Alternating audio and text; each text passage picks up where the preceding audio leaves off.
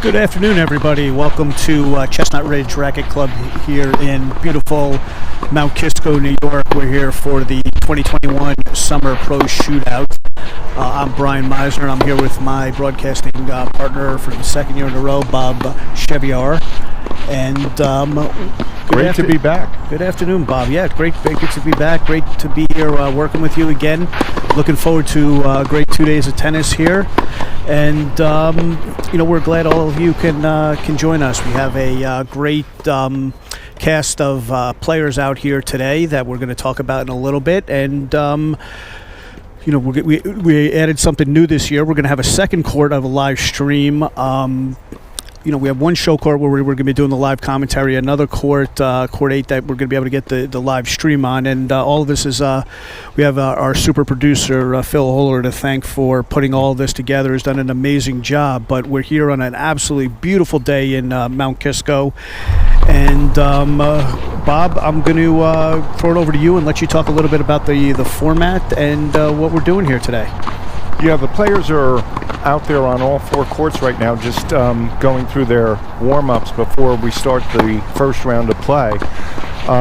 Each of the matches for the entire tournament are going to be played 2 out of 3 short sets, no ad scoring. Short sets are first 1 to 4.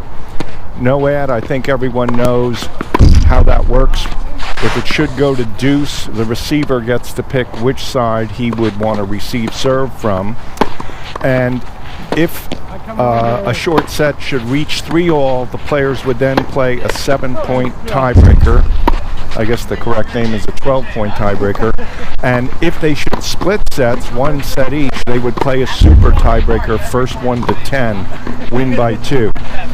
Now, when we're watching matches that are a little shorter like this, there is a particular thing that's quite different from regular sets of tennis, and that's when the format is shorter, each of the points becomes more important. And most tennis players are used to playing with a little bit of cushion in terms of how soon they need to get started, how important the points are. But in this case, you've got to be on your game and you've got to be ready to come out full speed ahead because the format is that little bit shorter. So shortly, we're going to go over some of the past champions here. The Shootout had sort of a precursor, the Chestnut Ridge Pro Classic, which, as you can see up on your screen, ran from 1980 to 2006. There are some great names on there. Obviously, John James, who was a U.S. Open doubles semifinalist at one point in his career and beat Bjorn Borg a couple of times in singles. He's up there at the top of the list. Phil Williamson, who played at Columbia and is now in the Hall of Fame at the ATA, the American Tennis Association, which was the for blacks only tennis association before the sport became integrated. Daniel Montes de Oca was a Davis Cupper from Uruguay. Fantastic. One year he won it. He pulled a hamstring and he ran around on one leg and still got to every ball and that's amazing. Won the tournament. We have a couple of good friends of mine who are also on this list. We have Alex Roberman, we have Matt Snyder, and Michael Grass from Jacksonville, Florida, who played at North Carolina, who I actually just hit with right before COVID down in Florida. Didn't know he was up here to play that tournament. Matt Snyder, my former Tennis Academy roommate, who's a local legend who played at the University of Illinois.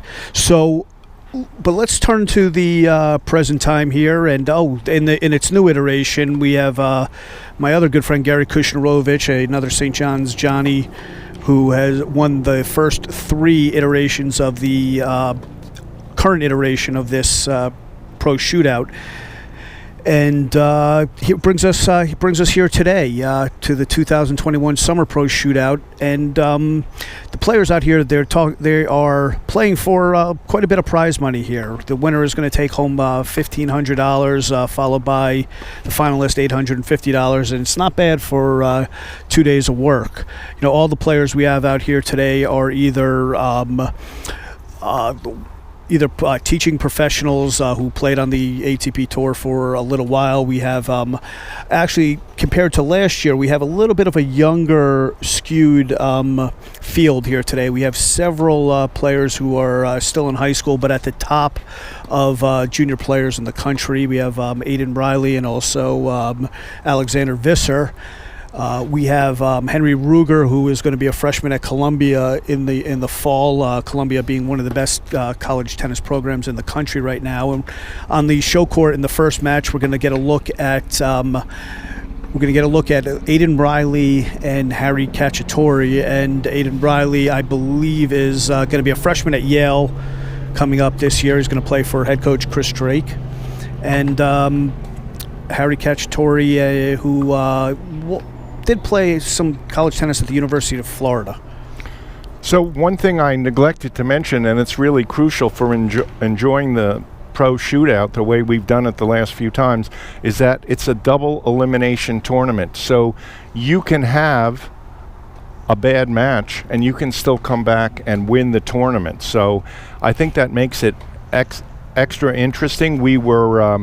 I was watching a little of the rowing on the Olympics yesterday, and there's something called like a reposage, where if you don't come in the first 3 boats, you have like a runoff, and then maybe you can get back in the quarterfinals if you win that runoff. So it's a little bit like what happens in rowing. It doesn't happen in very many sports, but it definitely makes it interesting. In fact, last year's winner, what was his name again that won last year? Last year was Patrick Maloney. Patrick Maloney. He actually came through the losers bracket after having lost earlier in the tournament to claim the title. That's so correct. It does give you that opportunity to move on.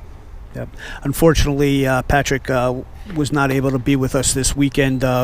He did enter the tournament. We heard the other day that he had a slight injury. Don't know the nature of it, but he's getting ready for the college season, so we wish Patrick a speedy recovery and hope to see him back here next year, and also playing for the University of Michigan this year.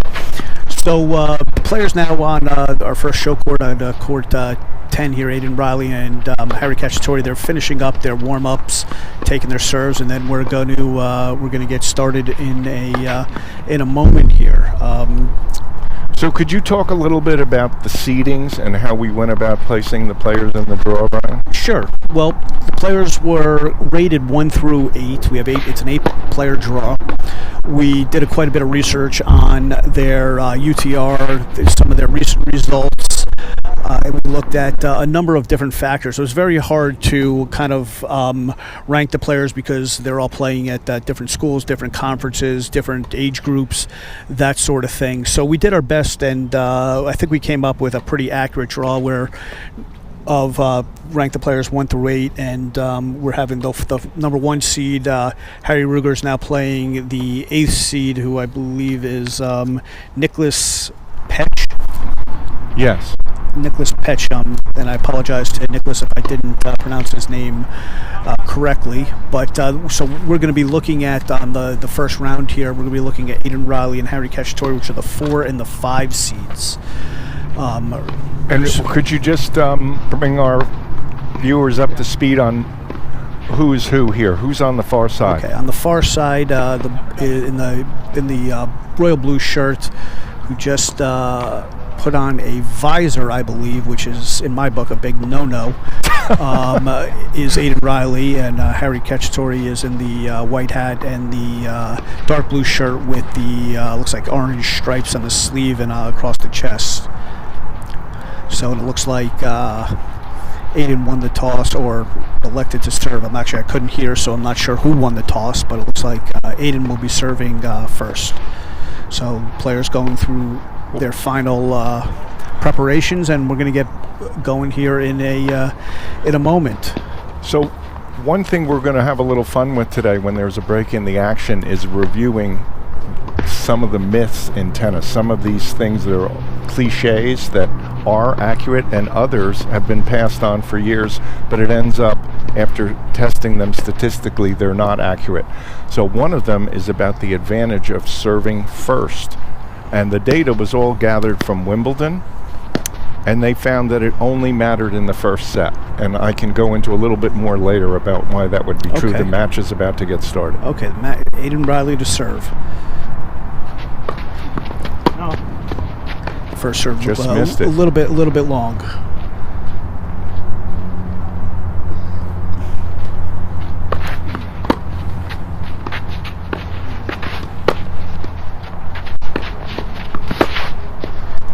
That was a very nice approach shot there by in midcourt forehand. He buried it deep in the corner, and Cacciatore couldn't handle it. So we're at 15-love.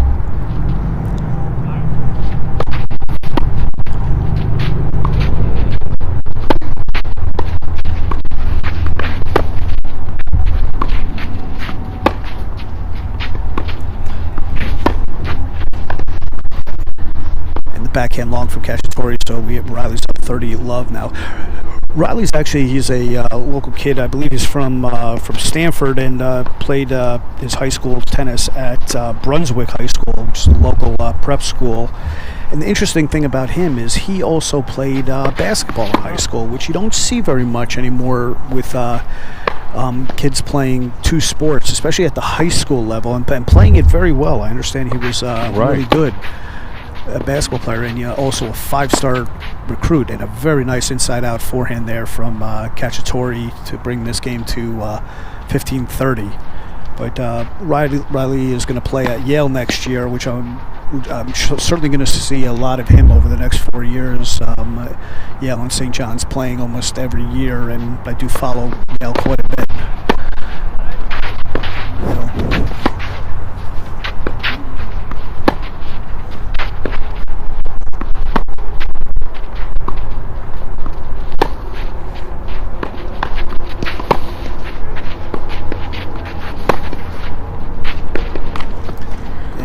That was an ill-advised backhand that Reilly put in the net. So that rally, though, to me is one of the changes that's happened tennis in the last maybe 10 years or so. A lot more points compared to when I was out there playing, of balls being hit directly up the middle with good pace on them, but not going anywhere near the sideline. And they each traded like 6 or 7 right up the middle right there. Well, we're at 30-all now, and what struck me about that point was that Cacciatore looked a lot smoother in that point and a lot more controlled than Reilly did. So let's see if that holds true as the match goes on. And Cacciatore tried to take that serve a little early and couldn't control it. Landed a little bit long. Well, I agree with you completely, Brian. Cacciatore has a very nice, relaxed style that I know it's just the beginning of the match, but I like the way he plays the game. So Reilly has a very, very aggressive backhand where he really leans that, well, he's a lefty, so he leans that right shoulder in on his backhand and tends to drive the ball more than he does on the forehand. So, like, for example, on those last 2 backhands that he put into the net, it looked like he didn't really get under the ball. He looks like he can get a little bit lower and maybe lift that ball over the net, and hopefully that's something they're going to work on when he gets to Yale and is focusing solely on tennis and academics, probably, of course. But he won't be playing basketball there, from what I understand.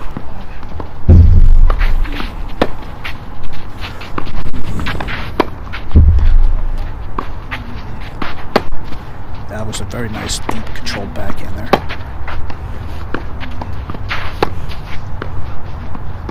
And Cacciatore misses that a little bit wide, so now that's game. Reilly holds serve to go up 1-0, and the players will change ends. So I think one of the biggest decisions when you go out there and play a match against someone you haven't played before, which I think is the case for both of these players, you have to make a sort of instantaneous decision. Are you going to be more of an attacker or more of a consistency player?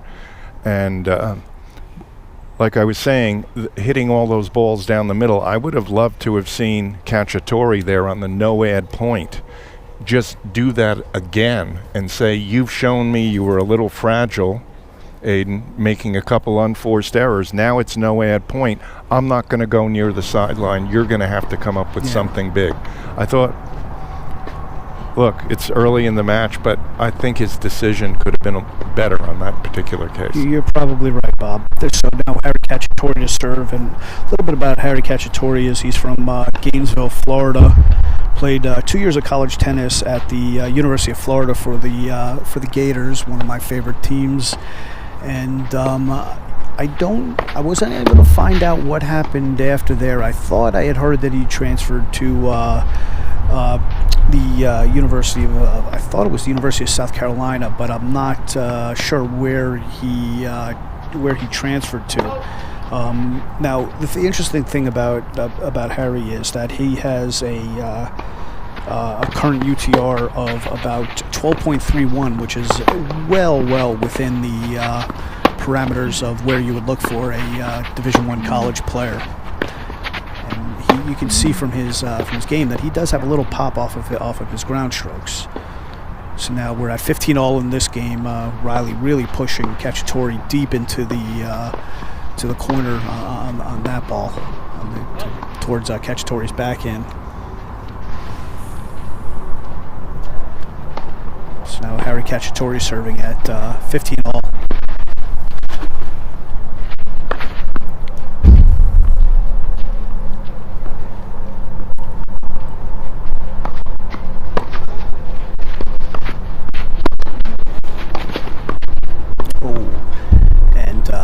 Maybe pushed a little too hard on that forehand and was unable to control it. So now Cacciatore is in a little bit of trouble here, down 15-30. And now Cacciatore's twin brother Grayson is also playing in the tournament here, and that's why I keep referring to Harry Cacciatore with his full name, Harry Cacciatore, because we'll probably get a look at his brother later. He's playing on the court next to him against Gary Kushnirovich.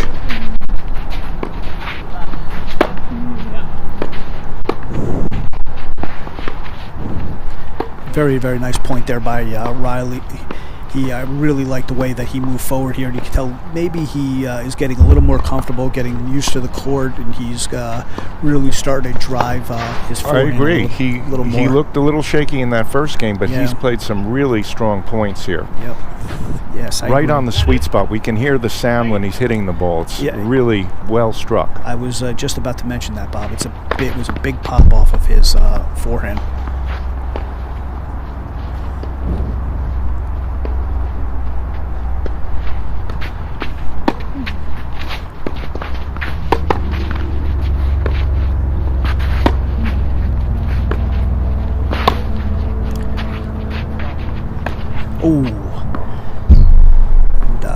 See, those mishits can be really tricky, and being down break point, I don't know that I would have been going for that one quite as big from that position way back. Agree 100% there, Bob. So now we have Reilly's in a commanding position here in this first set, up 2-love, and with a break, and serving to go up 3-love. And I'm looking around at some of the other courts here, and looking down now on Court 8, which is the other court that we have on the live stream of Henry Ruger playing Nicholas Petch. And Henry Ruger is actually one of the players here that I was really looking forward to see, because going to Columbia next year, and I believe he's from Philadelphia. Now, I've seen some of his results so far this year, and he's been having a pretty good summer. Made the finals of one of the big money tournaments up in Poughkeepsie a few weeks ago. And Reilly is really starting to take control of this now. Now a 15 love on his, 30 love on his serve, with a break in the first set. He's really starting to impose his will, move Cacciatore around the court, and he's pushing him back, not giving him anything to work with. It's on that first serve. Now the interesting thing is when Reilly gets to Yale, they're going to be playing Let's Count, and as they have counted in men's college tennis since I believe it was 1998. Very nice backhand passing shot there by Cacciatore. Really used his left hand to keep that ball and drive it down the sideline. But for a lot of you that don't know, in men's Division I college tennis, they play lets, and they started that in 1998 because they found that a lot of the players were calling lets on service aces. Yes. And so to eliminate that, they started doing that in the men's game. The women don't play lets in college tennis. Well, we've got a little chance here since we're not official broadcasters. What do you think? $2 bet. You can pick which side you want. Will there be a serve and volley point in this match that we're watching now on court 10? I'm going to say no. Okay. So I'll take the yes then, and we'll. I'm have a feeling Brian's going to be right though. Now we're at 30 all here in this game. Cacciatore's fought his way back. And I got to tell you, Bob, I got to remind you owe me $4 from last year. Oh, okay.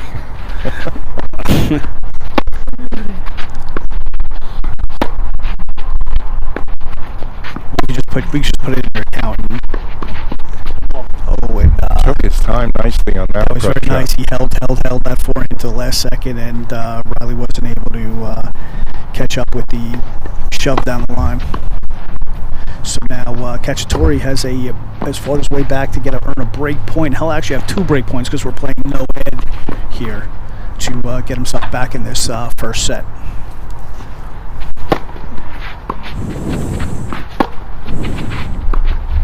Oh, and it looked like a little bit of a bad bounce off that Reilly backhand that hit the middle stripe, and looked like it bounced a little bit into Cacciatore and threw him a little off guard.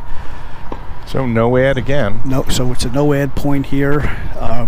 Cacciatore will get a choice of which side to receive on, and he's going to choose the deuce side, which is probably a good choice since Reilly's a lefty, and you don't want to give him a chance to hit one big serve out wide and open up the court on the ad side, right? Either.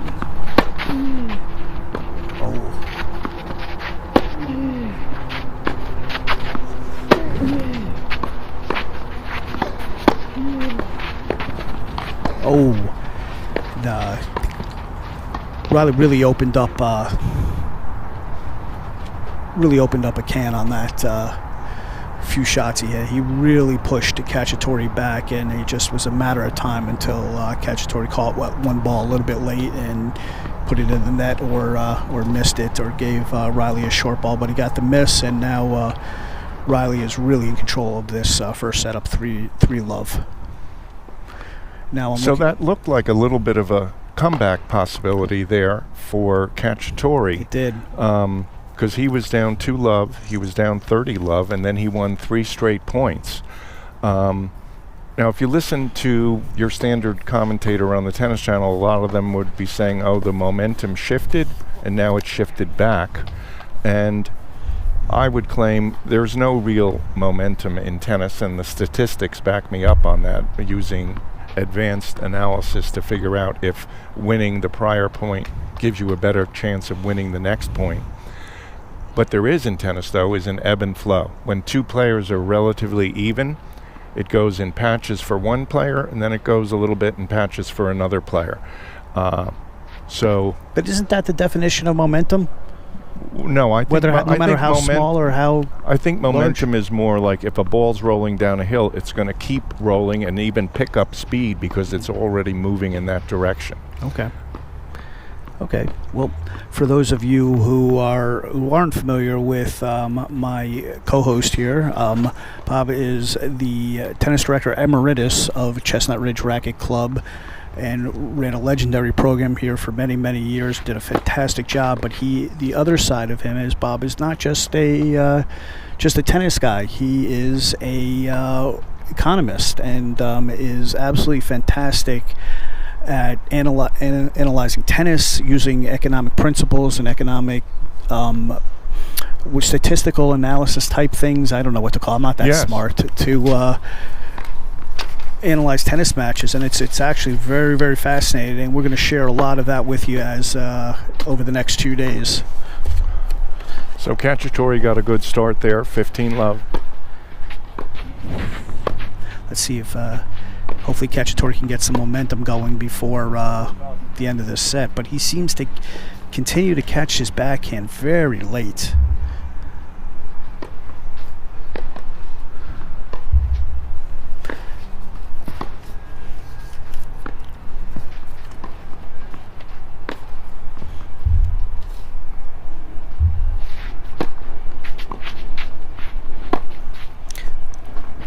And he just missed that forehand a little bit wide. I'm actually sitting right on that sideline, and it was just wide. Very, very close, but not a bad play to use that wide serve on the due side into Reilly's backhand, open up the court. He's just got to keep his forehand a little bit more under control.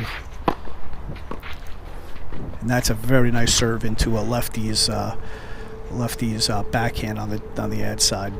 Well, as fans, I think a lot of people remember the brilliant shots that land within 2 inches of the line and they go for a winner, but don't pay quite as much attention to the shots that are well struck and a foot inside the line and still cause a ton of difficulty for their opponent.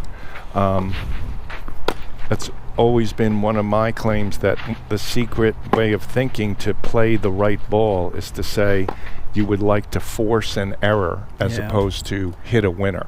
And that's what I feel Cacciatore right now is going a little too close to the lines. He did have openings, I would say, on both of those last 2 shots. But on that last point, he had a lot of openings, and it was a short ball with nothing on it. He could have done anything with it, and missed that shot by about 3 feet.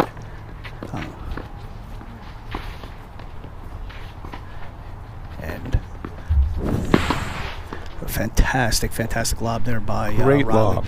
Now, I had no problem with the way Cacciatore got very close to the net there, but he didn't quite have enough on that approach shot to really get Reilly in a position where if he threw up a lob, it wasn't going to be a good one, or if he ripped the ball no matter which way, then that would have been great because Cacciatore was right on the net there. But so now that's the end of the first set there, with Reilly taking it 4-love. Well, I tell my students exactly that. You're in a match and they're getting too many lobs over your head. You didn't do enough with your approach shot. Okay, so now we're going to talk about some of our sponsors here, which we're going to introduce to you throughout the day. If you take a look at the slide we have up on the screen there, we have you see a smattering of the sponsors that we have that are making this Summer Pro Shootout possible. And some of them are very good friends of Chestnut Ridge Racket Club and the local community. And we're going to talk about each of them throughout the day here. But we want to say a big thank you to all of our sponsors for making this event possible.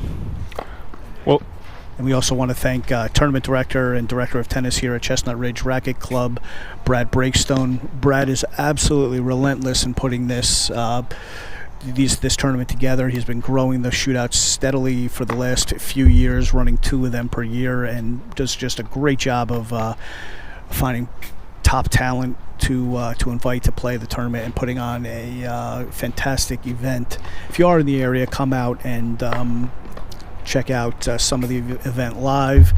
If not, continue to follow us on the live stream. We really appreciate everybody being here with us, and thank you to the sponsors and Brad for putting together this I'd only tournament. add, Brad took over from me. I was the former director, as Brian was mentioning, and he has done just a fantastic job of creating programs of all types for all levels of players. So think about coming over to Chestnut and check it out. We've got something for you.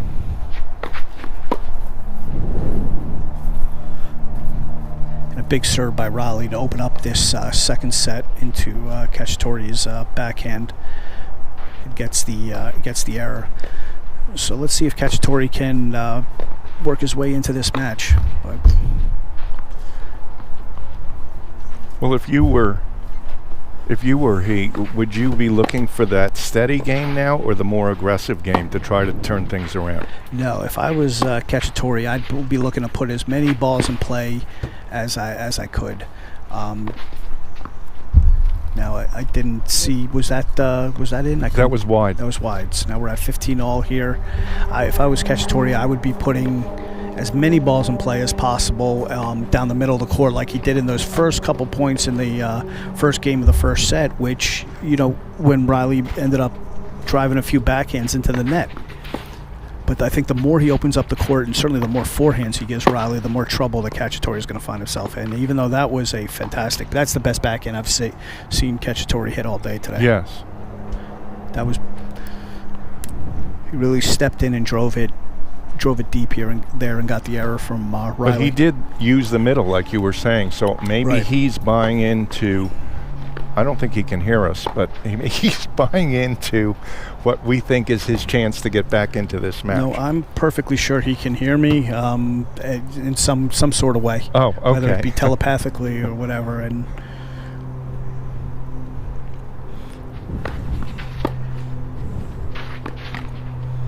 now, see, he's just got to keep making Reilly play balls, because Reilly does have a tendency to make some errors.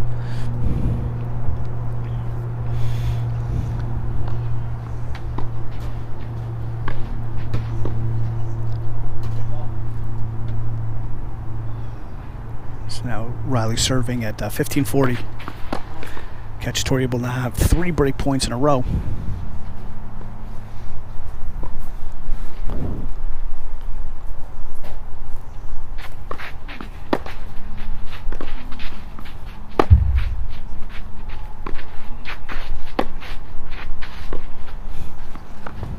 He gets the error. And he got the error off the backhand, off the middle ball.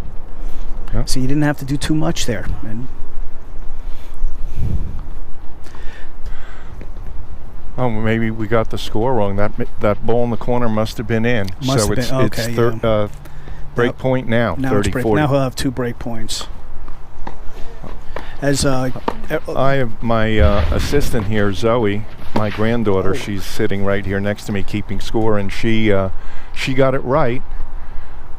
And said, "Oh, just like my grandfather always does, he screwed it up." So now we're at another deuce point here, where Cacciatore is now going to try the other side and have Reilly serve to. Oh no, he's going back to the deuce to the deuce side. So he is going to take this on the deuce side again. I think that's the right call here.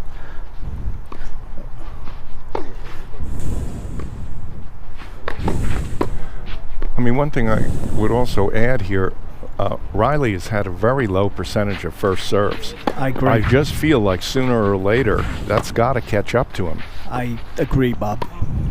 And we got the forehand error along, and Cacciatore is on the scoreboard here. Mm-hmm. So he kept more balls in play and was able to get a few errors from Reilly, few off the backhand, then one off the forehand on game point there. And now Cacciatore is serving up 1-love with a break in the second set. So now I'm looking down the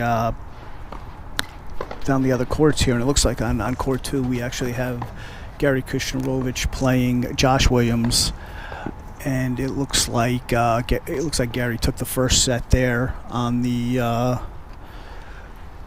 other show court on court 8. It looks like Henry Ruger is having his way with Nicholas Petch. He's up 4-0, 3-0. And on the final court there we have Alex Visser, who is a player from, I believe, Wilton, Connecticut, one of the top junior players in the country, top 20 junior player in the country. In his first year of the 18s, just played in the national clay courts down in Florida. Looks like...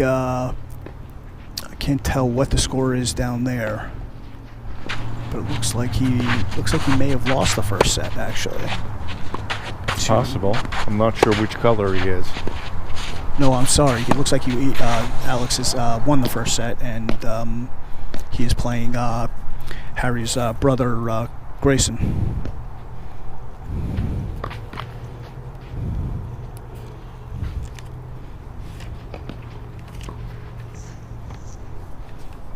Now back to our match here, and we have Harry serving up 1-love in the second set, and he went for a little bit too much on that forehand there. Now, a lot of people don't quite notice that, but he's missed a couple of those forehands because he's lifting his head up just before he's making contact, and he's not looking the ball all the way into the strings. It's a pretty simple correction if you know what you're doing wrong, and that's a crucial thing. You have to be able to diagnose out there. Absolutely.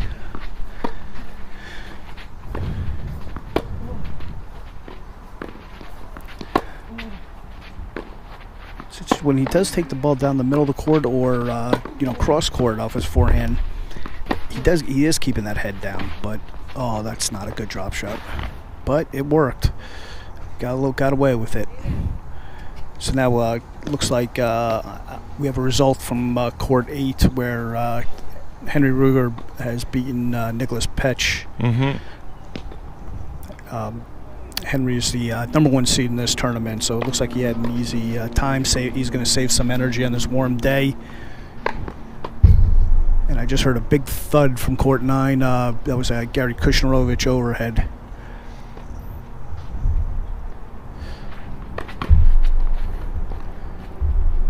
It's now 15 all.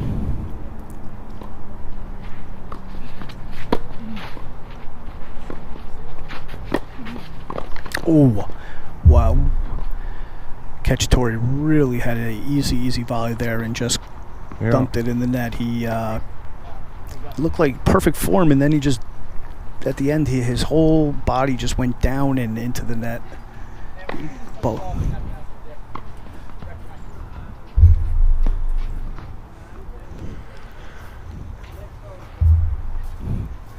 It's now 15:30 in this game here.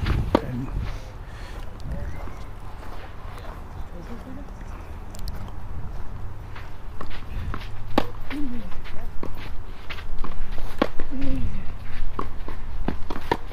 nice deep backhand there from Cacciatore. He sets up the forehand cross court.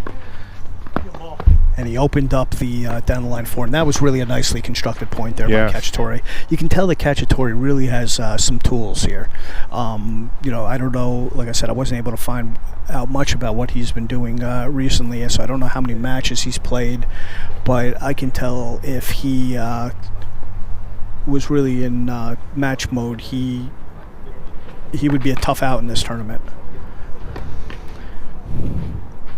Well, just glancing down across all the courts, Brian, I'm not seeing any player who can serve like Gary Kushnirovich. Well, there are many players in this world that can serve like Gary Kushnirovich. But I think that speaks volumes about why he was won 3 consecutive of these shootouts, because when you get to no ad and you can just pop in an ace or a complete unreturnable serve, it takes a lot of the other pressure off of your game.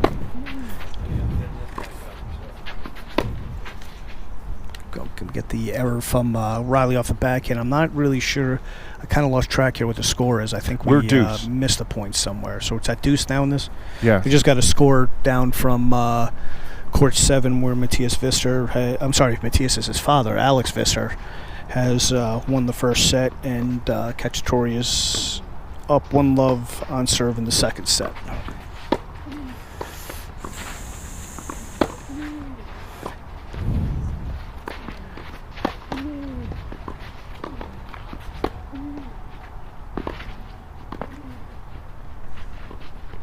See, that was a great example there on why Reilly is going to be playing Division I college tennis on that point. He really showed that he does have the ability to open up and really hit a variety of hard-moving balls that really have the ability to get his opponent off balance there and lean into the short backhand and then move well at the net and make good decisions. It was really a lot of information in that one point there to win that game. Excellent point.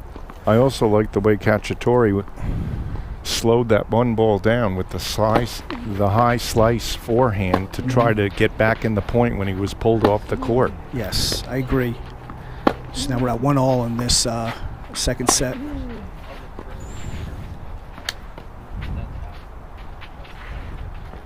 Oh, see, Cacciatore just looks a little bit indecisive.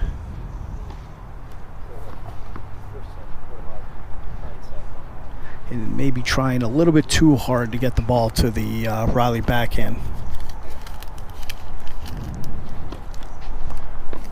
Well, Reilly hit some beautiful forehands in that rally. He looked so good. He did, but in that position, the court to Reilly's backhand was so small that I'm not sure that was the right choice. But then again, it's easy to say for me sitting up here in the booth and not down there on the court.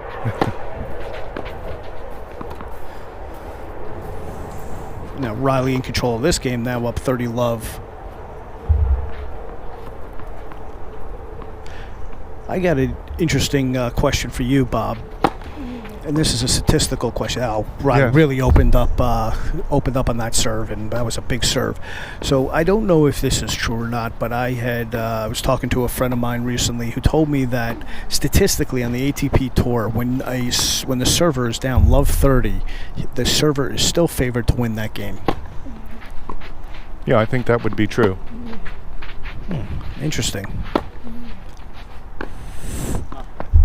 Because the average number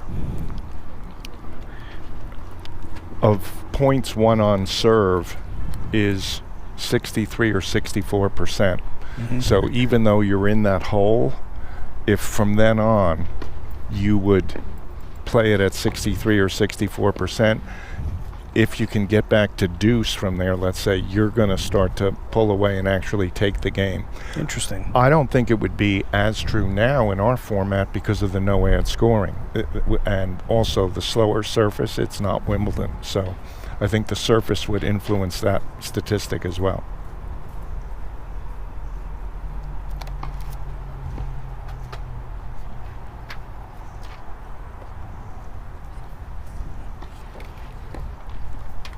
What do you need? I don't know. Getting a little signal here from our co-producer over here, but I don't know what. We have a result. No, I already talked to. No. Oh.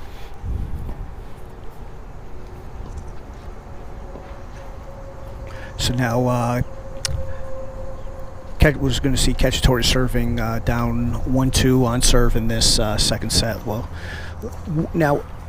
And Cacciatore is yet to hold serve here, Bob. What would you suggest to him to do? What kind of change would you suggest he make to really to see if he can get on the board here from in his service games? This is a crucial game for him here. It is. I still say he needs high percentage of first serve in. He doesn't really have that big a serve where he's going to win some points with it. But then he's got to try to keep playing the longer points. And then when he gets that chance, because he's been getting a shorter ball, when he does that, not to hit right next to the line. It's really cost him missing some balls that are definitely makeable for him. I agree. That was a nicely played forehand. It was a little safer and really took Reilly off the court there and got the errors. Now Cacciatore serving up 15 Well, love. that point I would characterize the forced error. Certainly Reilly could have made that shot, but he was being pushed. Yeah, I don't know that I would consider that a forced error for these guys, though. For you and me, maybe. That's a nice safe ball. But so now what we're seeing is Reilly does have the ability to come forward, and I really like that aspect of his game, and I think that's going to do him well on the hard courts of college tennis. I must say, though, when I saw the drop shot overhead, my heart sank. Yeah. The amount of times you should use that shot in your career is never. That's right. Well, I think he saw an opponent who was pretty quick, tracked down the last overhead there, and was right on top of the net. So, I agree with you. You could easily hit that one a little short. And, yes, absolutely. So now Cacciatore serving down 15-30 in this crucial game in the second set. And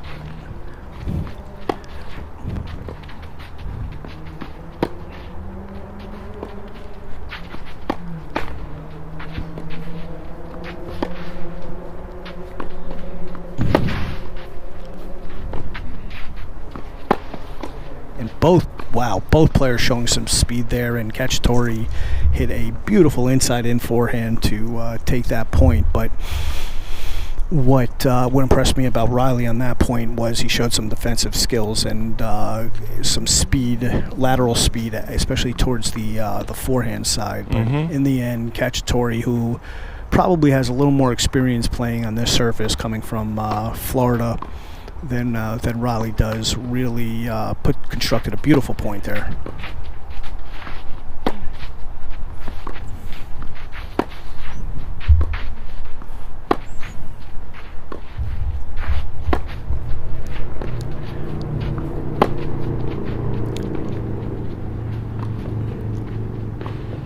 Oh, and Reilly does miss the passing shot a little wide, and Cacciatore came forward there. I think that's the first time we've seen Cacciatore win a point at the net there, and that was really, really well done. He used, again, the inside-in forehand to Reilly's backhand. That seems to be the recipe for success here. So now Cacciatore has a game point at 40-30.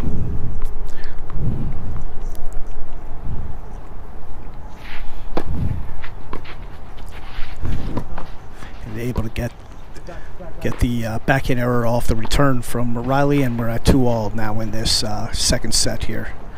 So we're seeing a competitive set here after Reilly took the first set 4-love, and glad to see Cacciatore getting some wind under his feet, and let's see if he can make a push here and for this second set.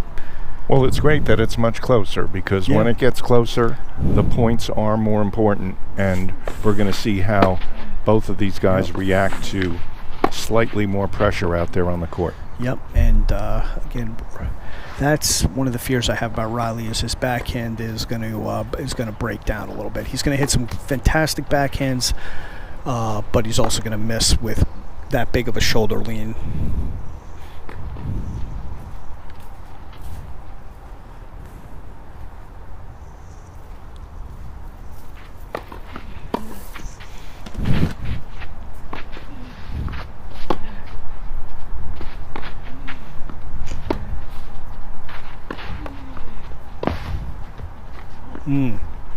Really took Cacciatore off the court there, and drew the backhand in the net. But man, that was a well constructed point there by Reilly. So now 15-all.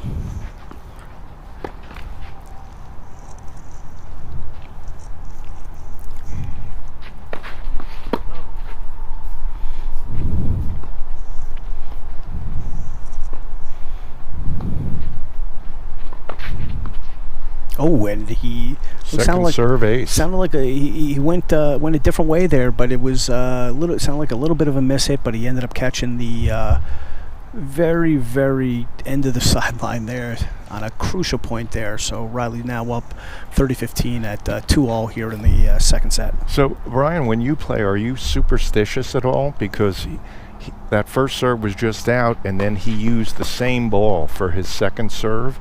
I never did that when I played. I always said, I just missed with this ball. Give me a different ball. I want a different ball. What about you? I very rarely would use the same ball on the second serve as on the first serve, if ever. And I also like to, if I've just won a point, I like to use that same ball again for the first serve on the next point. In fact, it drives some of the people that I play with pretty crazy. I won't use any names, but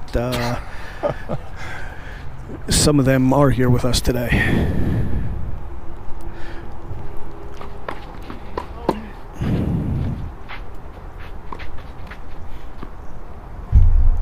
Okay.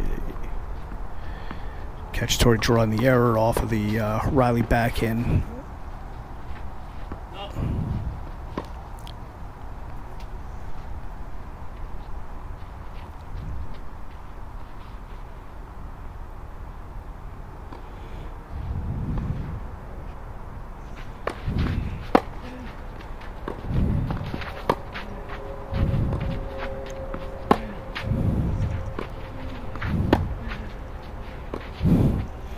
Well done there by Cacciatore to get to this, get to deuce in this game, and he has to keep making Reilly hit backhands. That was sort of like, as a strategy, it's sort of boring, right? It's almost like he's lulling the guy to sleep and saying, a little bit. You want to take a nap out here? Go ahead, but I'm going to take the lead. A little bit.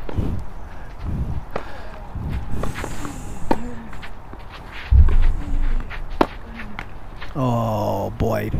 Now, what happened there was Reilly really kind of, the court was open there, and he kind of said, "Look, if you can make this inside-out forehand, go for it." But Cacciatore's been missing those all day, and instead Reilly decided to protect his backhand, and it worked.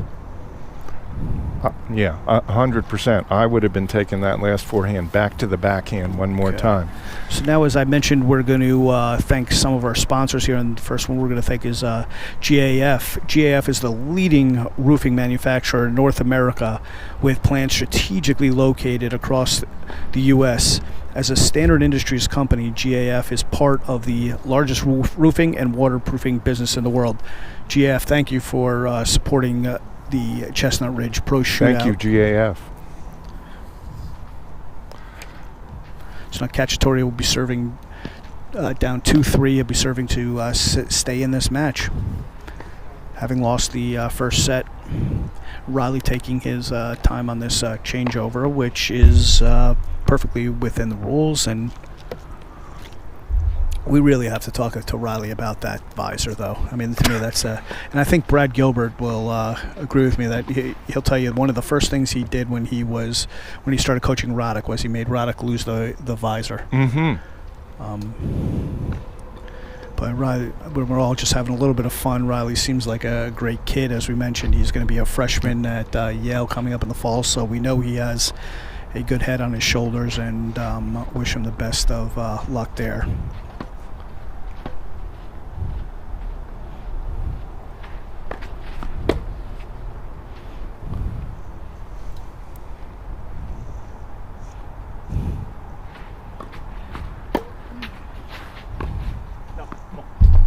Same one where he lifted his head. It's very much the forehand went towards Reilly's forehand. It just doesn't. It's not working for Cacciatore. He's got to stick with that forehand either down the middle or cross court or inside in.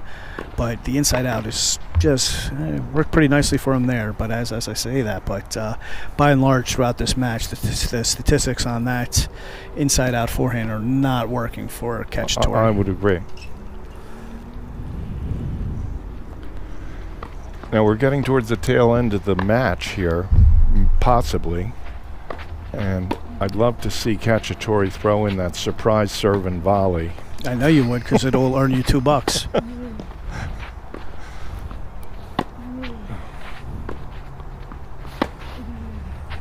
That's the one. See, there's the inside in forehand, and it's a absolutely beautiful shot. And it's working well.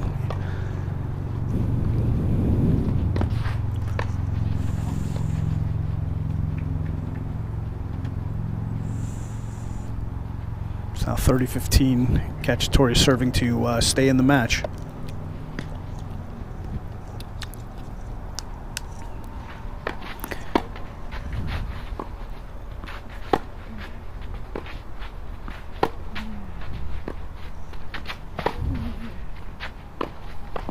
Oh, there he picked. There he lifted up his head. He went just for a little too much, but he did use the inside out to open up the court and had the inside in. Oh, he did, and I was hoping he would nail it.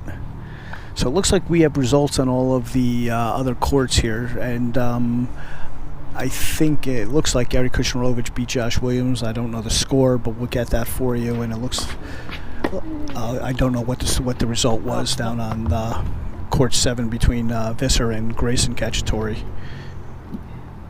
Okay, I believe he just missed that last forehand again. 2 inches wide, same error. Believe you're right. So now we're at double match point here for Aiden Reilly.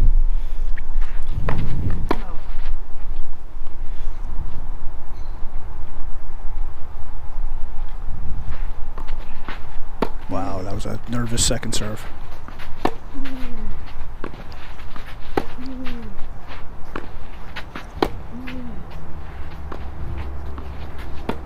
Tough bounce.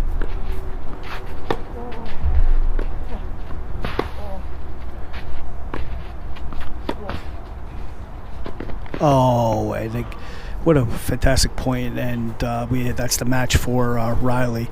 But again, on the volleys, same volley that he missed in the first set, as he was punching it, just his whole body dropped there, and so unfortunately, it's typical. We see that a lot from kids that grew up in Florida and kids that I grew up playing with. I grew up in Florida.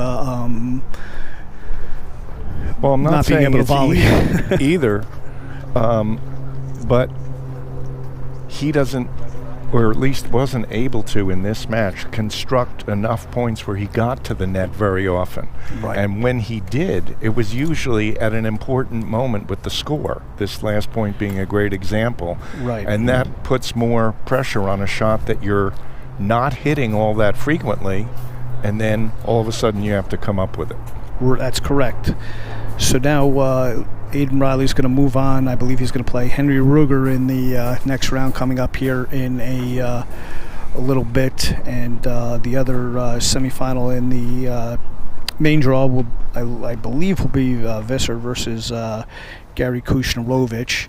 The other players will advance to the back draw. And I'm good. And my friend, my old friend Nick Williams, who is his son Josh, is playing in the tournament, just coming up to say hi. It's good to see Nick here today. Wonderful, wonderful guy and a good friend. So, is Breakstone's mic still there to the side or no? It is. Okay. Should we have? Could I get my friend Scott to come in for a couple of words? So now we're going to bring in a friend of Bob's to. Scott. Talk a little bit about some tennis here, and but before we do that, we're going to say thank you to another one of our sponsors, Perry's Roofing. Perry's Roofing is a locally owned and operated company that values honesty and integrity in all aspects of our business. The guy in the chair. Our services are customized to your individual needs, paying close attention to the details of each project that we are involved with. Check out the new bar just outside of Court 10 at Chestnut Ridge Racket Club. And for those of you who don't know Perry Verone is a wonderful, wonderful man. He's a great roofer, a fantastic friend of Chestnut Ridge Racket Club. And we thank Perry for sponsoring the Summer Pro Shootout. So I'd like to introduce to everyone, this is Scott Shannon. He's been my co-host on my new podcast, just hold it. Outside the Lines. We just finished one up on how to play to the score, which involved quite a long discussion on important points and how to go about making your decision making before the point starts, what type of points you're going to play. But Scott, I'm really looking forward to next week because we're going to have Hall of Fame tennis writer Steve Flink on our podcast with us talking about coaching in tennis. Just anecdotally, I don't know what you've seen, Scott, but I've watched quite a bit of tennis on the Tennis Channel. It seems that during the pandemic period, when many fans were prohibited, players were having direct discussions with the players, with their boxes, in to me, clear violation of the rules of tennis. Did you notice anything like that going on? There were some instances of it. I didn't know how pervasive it was, and certainly there was no fanfare about it, which was like astounding to me because of what happened with Serena, and you wonder whether there was preferred treatment or they thought there was extenuating circumstances and they were going to give everybody kind of a light pass on it. But I thought it was pretty much astounding how that went down. Yeah. So we're also going to talk about, and we won't give it away now, about coaching on other levels of tennis. For example, Scott is currently a high school coach where he can coach between points and between games. It's all legal. College, of course, Brian, which you watch a lot of college matches, the coaches can get actively involved. I've also been a college coach, sure. Yes. And then there's, though, the question of how about on the recreational level for adults, for pros who are coaching local teams? Maybe they should be allowed to coach their teams to help them do better and make better decisions in the middle of a match when they could really learn from it. And my granddaughter, Zoe, was actually over in Spain at an academy 2 summers ago. And they had a tournament every weekend at a neighboring club, and coaching was permitted. You could sit on the court and talk to your junior player. I think that's a big edge for those kids growing up in Spain who are learning how to get coaching, learning how to adjust and adapt much more quickly than kids who are coming in, it's good to figure it out on your own, but they're not getting that same level of advice at a crucial development stage. Well, I support having coaching become a more part of the game during the match. They've let it come in bits and pieces, like in the MITL women's matches. You can coach after the splitting of sets. They have a 10-minute break, and coaching is allowed then. So you're letting just these small increments of coaching occur. Why be so, restrictive of it? And I think also that when it comes to the juniors, like that, the coaching in Spain, down on the court, on changeovers and, at other times after sets, I think that that's a really good way to go, because very often kids are not getting it. They are not really developing like they would, because they're getting no feedback during matches. And then there's, talking about it after the match and things. But I think that it would enhance the acceleration of the juniors' improvement in the game. So Scott and I, the name of our podcast is Outside the Lines. It's available on Spotify. It's just appeared on Apple Podcasts as well. And Google Play. It's on Google Play. Yes. So we're getting some pretty good. We put out 3 so far. We've had about 140 listens so far. So we're getting the word out there, and I'm getting a lot a lot of good feedback on things that players didn't realize when they go out to play a match. I'll give you an example.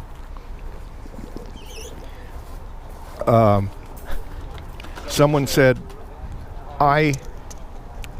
yes, thank you so much for letting me know that at the start of a match the points aren't that important, because you have a long time that you can use to catch up. I always thought winning the first point of the match was so important because it foretold what was going to happen. Like an omen, right? Like an omen. And I was like, no, I'm glad we can get you out of thinking like that. Right. The beginning of a match is a space to develop your game and your shots and make sure you're making them. And if you get them going, you should have the confidence that you can come through in the match. And also collecting information about your opponent. Because most likely you have not, or very often you have not seen this player play, so you need to find out what their strengths and weaknesses are, and start to develop a game plan that is tailored towards the specific opponent. So Brian was on the St. John's team back in the day, so he's quite a good player. How much did you think about point importance? How aware were you when you were making your game plan out there? I'd like to say it was on my mind every point, but I can't remember back that far, to be honest with you. But, okay. How about now? Now I'm lucky if I can breathe in between points. So I don't know that I'm a good barometer of that, but I can tell you that as the 2 short stints that I had as a college assistant coach, part of me does like being on the court with the players and being able to help them work through a match. But I gotta tell you, by and large, these kids never listen to me. So, very often that's the case. I agree. But they, and I go both ways on the college, on the coaching during matches thing. I think it would be an immense help to kids to be able to learn how to adjust on the court and problem solve on the court. However, I like the aspect of tennis where it being an individual sport and being the only sport where coaching is not allowed during competition, and that it puts the onus on the player to figure it out. But I'd like to find that fine line where it helps us develop kids, develop players, but also respects the integrity of the sport. Be an interesting thing to see the governing bodies decide that possibly in the early years in junior tennis and in college tennis and whatever, the coaching aspect is there, more present during the match. And then possibly going into the pro level, it's like, okay, you've had years and years of feedback during matches and coaching during matches, whatever. Now, time to go out and be on your own. So just going back to our second podcast, it was about the fact that Roger Federer, when he played H.Cacciatore at Wimbledon, won the toss and elected to receive. And Scott and I both thought that was a poor choice for many reasons. And I've since reread some of the Myths of Tennis chapter in a book about sports myths, and it investigated, is serving first in a set important to leading to victory, because you get out to that 1-love lead. And they found, this data was all from Wimbledon, they found that winning the toss and serving first mattered, but only in the first set. And the reason why it subsequently serving first didn't matter was that usually the weaker player lost the first set and they served first in the second set, and they weren't as good of a player anyway, so serving first didn't lead to them winning. But as the stronger player, if you serve first in the first set, you have a big lead. And I'd like everyone to just check in with the fact, like, how good of a front runner is Roger Federer. When he gets out ahead of you, his game frees up and all sorts of other things. We're still, I think, Scott and I, astounded that he elected to receive serve.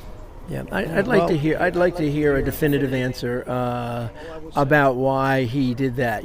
Someone who he's either talked to Roger or Roger would tell us. It would be really fascinating to understand what the thinking behind that was. I would too, but all I will tell you is it seemed to work out pretty well for him in that match. For H.Cacciatore. Oh yeah. Yeah. Oh yeah. Yeah, right. You had me for a minute. Yeah, absolutely. So, you can throw all the statistics that you want, but I don't know. Maybe he was feeling something that day. Tennis players do a lot based on feeling. But what if it worked out well for him? Right. But what if it was David Ferrer? No, I don't know. David Ferrer. No. But if David Ferrer was serving and not H.Cacciatore, well, that's different. Would have been a better decision for Federer to go against David Ferrer, thinking, well, he doesn't really have, that big a serve. Like H.Cacciatore has a huge serve, right? So maybe that would have been something that we could have rationalized away a little bit more. But I couldn't figure it out, and still have not been able to talk to anybody who has had any kind of insight on that. All right, so it looks like we're getting ready to start the next round of matches. But Scott, thank you for joining us. Thank you for joining us, Scott. Thank you, guys. Who did Djokovic play again in the Wimbledon final? I'm sorry.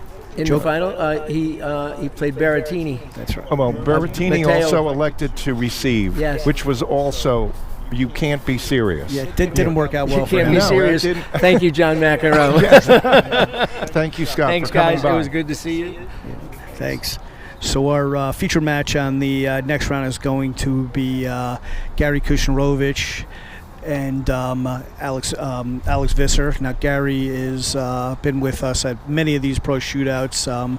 I've known Gary for many years. Gary also played for St. John's, and before that, before transferring to St. John's, we played at West Point. Big, strong player from Brooklyn, hits the ball a ton. He's going to play Alex Visser, who is from Westport, Connecticut, one of the up-and-coming junior players from the area. Alex is 16 years old and already one of the top 20 players in the United States, coming off a strong showing at the National Clay Courts last week down in Delray Beach, Florida. I've been really looking forward to seeing Alex play. I've known Alex's father for many years and knew Alex as a kid, but haven't seen him play in quite a few years. Really have been following his career, and really looking forward to seeing This how should he be a plays. great match. I mean, one thing I think when the draw was just up on the screen just a little bit ago, none of the first round matches was very close. The 4-1, 4-2 was the closest of them. So none of these guys that we're going to see now in the next round of the main draw has really been under much pressure out there. But I have a feeling that's all going to change in this round when things tighten up definitely quite a bit. I think so. I only got a glimpse of Visser's first round match, but I did watch him hitting a little bit earlier today. And of course, Gary, I have seen play, I don't know, hundreds of matches over the years probably. So I think we're going to see two contrasting styles here. Gary, the big hitter. Visser is not quite as big in stature as Gary. I think he's going to put more balls in play and look to extend the rallies a little bit. So now on this court, which is going to be our show court. But before we talk about the other matches, we're going to talk about another one of our sponsors here, Reilly Partners. Reilly Partners leverages technology to help business solve their most pressing people problems. We bring over 30 years of experience in the insurance, HR, technology, and finance sectors to design and implement the right solution for your team. Reilly Partners, thank you for supporting the Chestnut Ridge 2021 Summer Pro Shootout. So on the other show court, we're going to have Nick Williams versus Grayson Cacciatore. They're going to be playing a backdraw match, and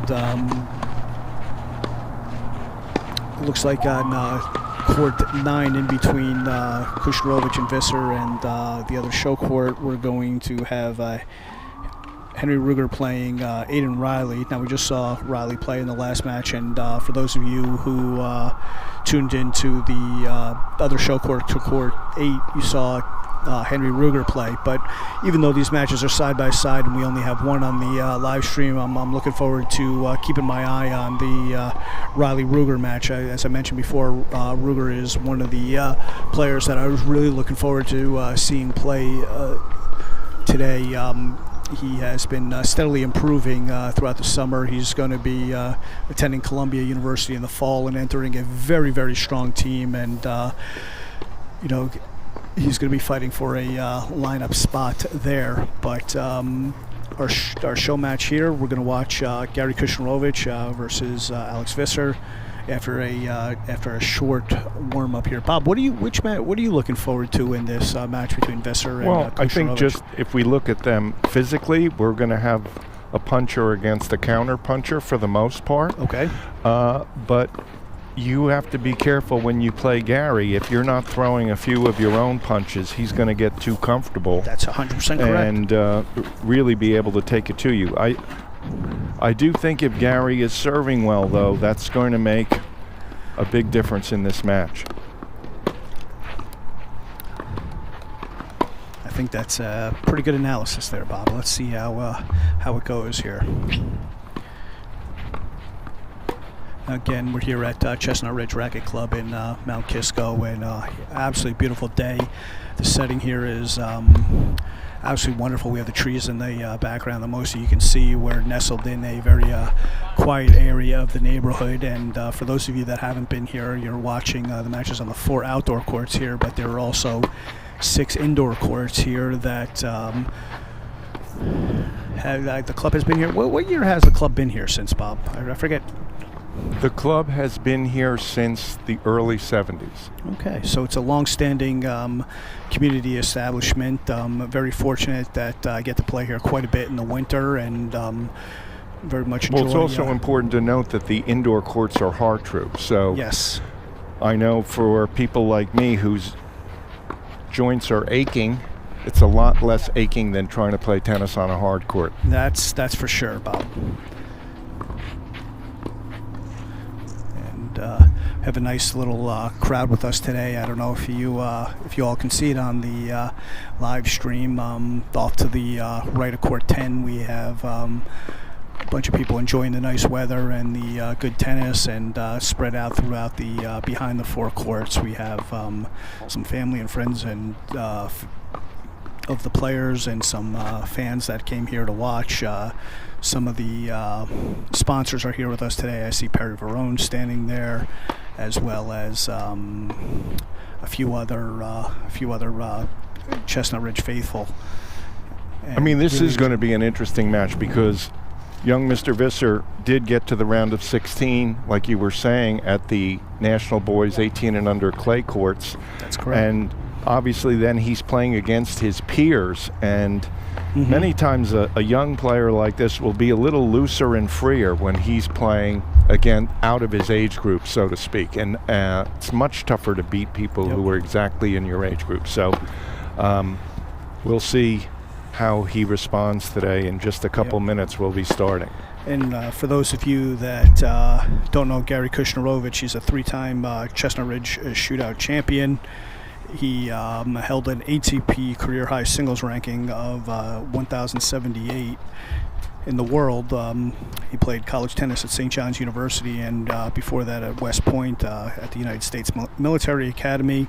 He was a member of the 2013 Big East Conference Championship team at St. John's, and recently won a one-on-one doubles event run by our friend Ed Crass in the Hamptons.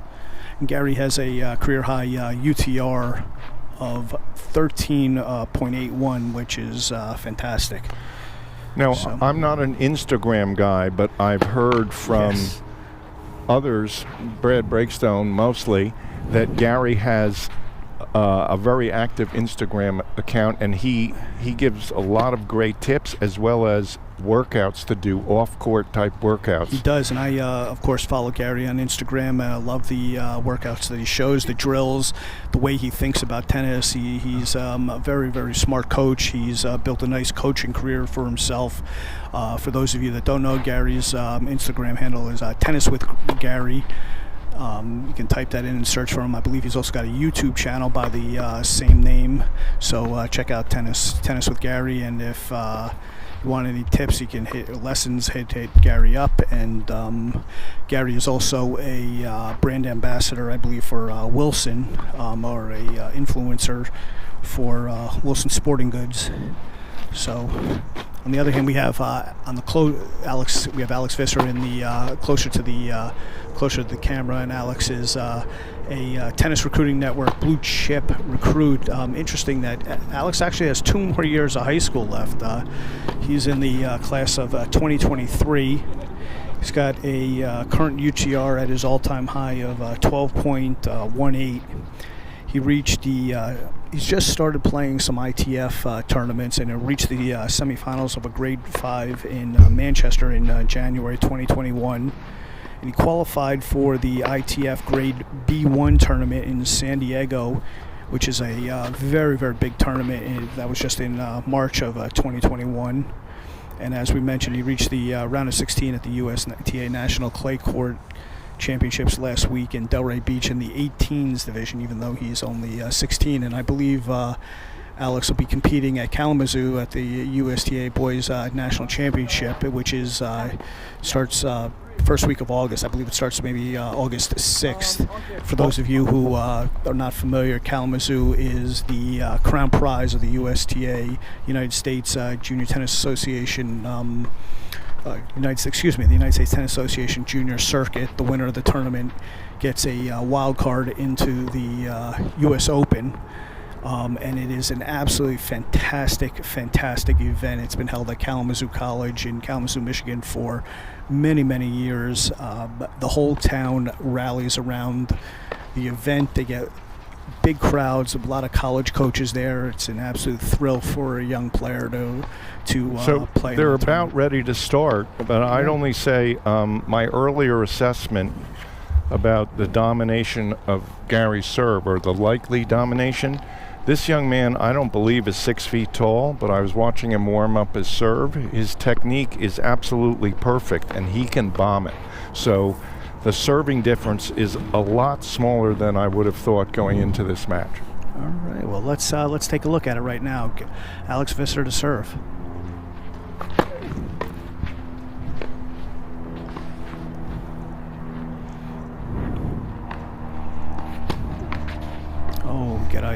Okay, well, they call that the announcer's curse. It definitely holds. I can testify to that now. Yeah, well, looked like the toss might have been a little bit low there. Yes, first serve as well. but he did pump up the MPHs on that first serve, even though it was long.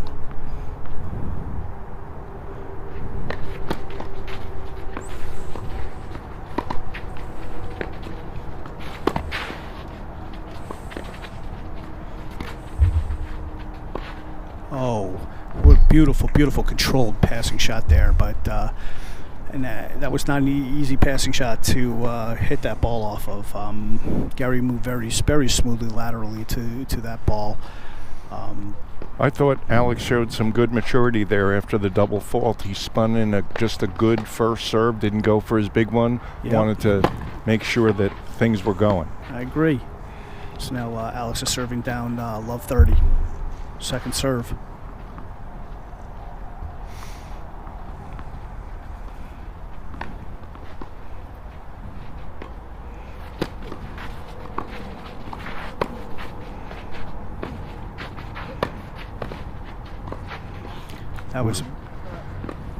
That one meant about 1/8 of an inch over the net. Yeah. Well, really stayed down. Well, Gary hits a very flat ball, and his ball stays very low. Mm-hmm. So Alex really has to get down on his backhand, and he had a deep knee bend and was able to get low enough to get that backhand just over the net, and it worked for him. Has a pretty good serve there down the middle from Alex to get back to 30-all in this game.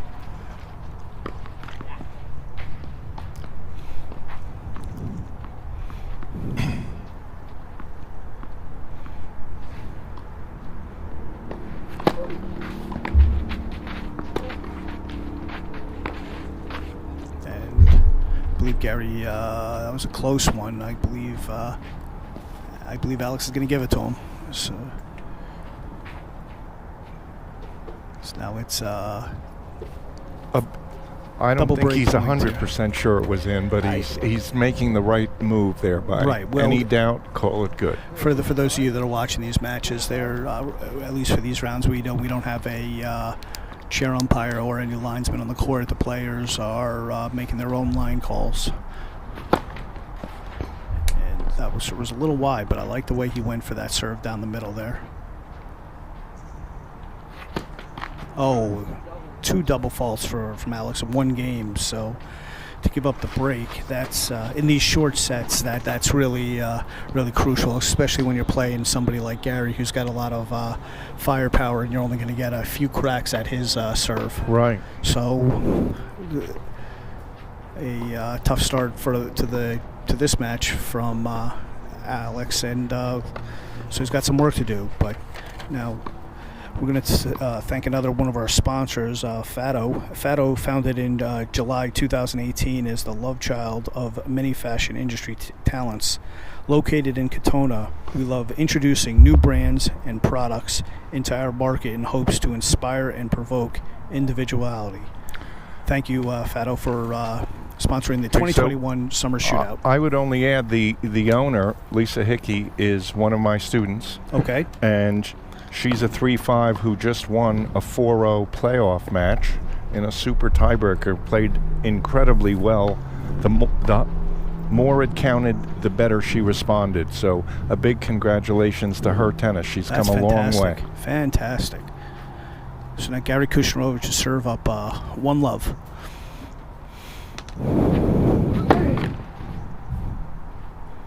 Gary going for the big one out wide there and just catches the top of the net.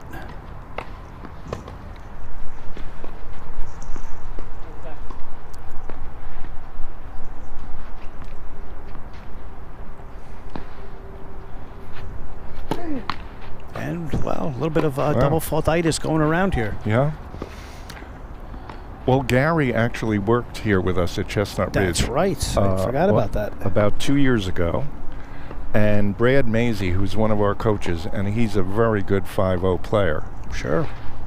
They decided to practice together one day, and Maisie went a half an hour without being able to return one of Gary's serves. A big kick serve on that second serve from Gary, and a little bit of a miscue on that forehand. And so now Alex has a little bit of an opening here on Gary's first service game.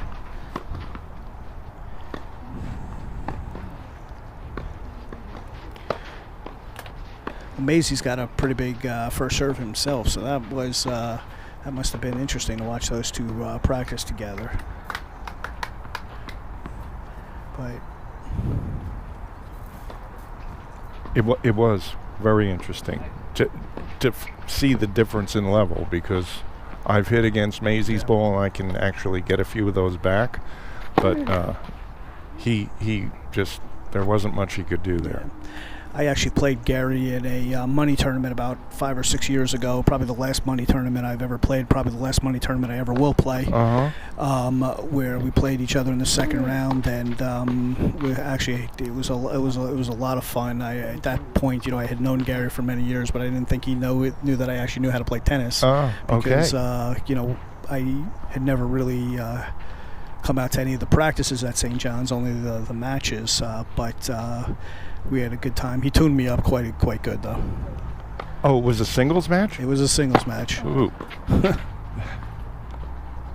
And wow, he just took Visser way off the court there with a big serve to get back to 30 all. So this is actually very good for Visser. He's seeing what playing at the next level is like here, and what it's going to give him a little bit of an idea about what he can do to up his game.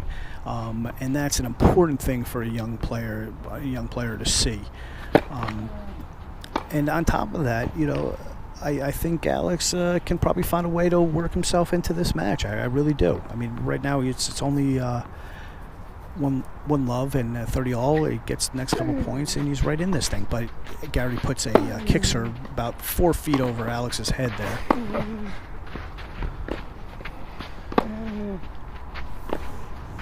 But Alex has done a great job getting back to neutral here on this big point. That was an absolutely fantastic point by Visser. That point started out where Gary put a second serve kick. Really, I mean, Visser he used every inch of his height to get that ball back and had to fight to get back to neutral. Did that, and then he converted it into offense where he started controlling the point using that inside-out forehand before ripping an inside-in forehand for the winner. And that's just that might have been a little back. That is actually the classic right-hander to right-hander pattern of play. Craig O'Shaughnessy, brain game tennis. It's that inside out. Fantastic return forehand there from Visser to get the break, and here we are at 1 all. So and just keep pounding inside out till you can go inside in. And most of the winners at the top level are hit into the opponent's forehand corner, set up just the way that Alex set up that point. So for those of you who don't know, Craig O'Shaughnessy is a master tennis statistician. Been around the game for a long time and has a lot of interesting insights. So Visser serving at 1 all.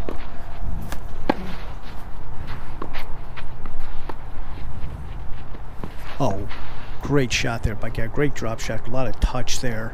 Caught Visser a little bit by surprise, and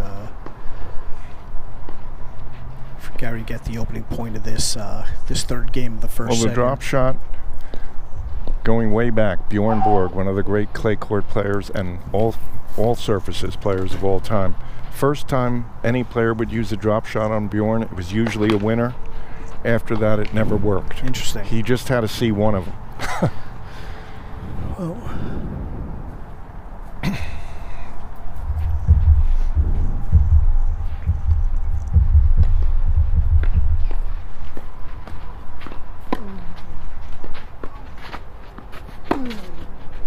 And Gary with the big inside out forehand there. Visser quite didn't do enough with that ball. Put it down the middle of the court and stood up a little bit. You see, at the next level, that you're not going to be able to get away with that. Balls like that. Well, that last point, I typically talk about 2 return of serve styles. I use good women as a model. Lindsay Davenport used to take the first ball and drive it hard and deep right back at the server, and then take the next ball, which was short, and put it into the corner, just like Gary did. Serena Williams doesn't go for that first step. She just takes the very first return and nails it in the corner. But that ball right back at the body, and then you get the short ball is a beautiful combination. So Visser's playing some beautiful, beautiful defense here. Yes. And you see Gary drove him really deep into the backhand corner there. Visser was able to use his speed to put a ball down the really down the line deep and catch Gary a little bit off guard here. So now I'm veering over a little bit at Ruger and Reilly, and I see Reilly has really opened up the way he's playing compared to his first match. So he seems to be feeling it a little bit. It looks like he's up 2-1 in that match.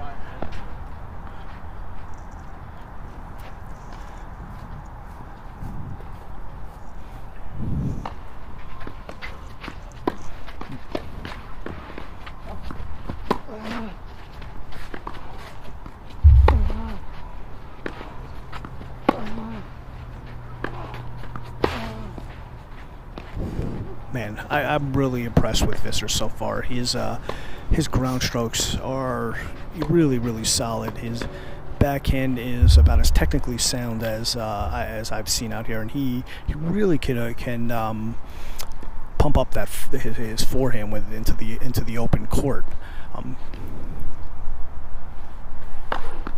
And that was a pretty good serve down the tee. I would say so.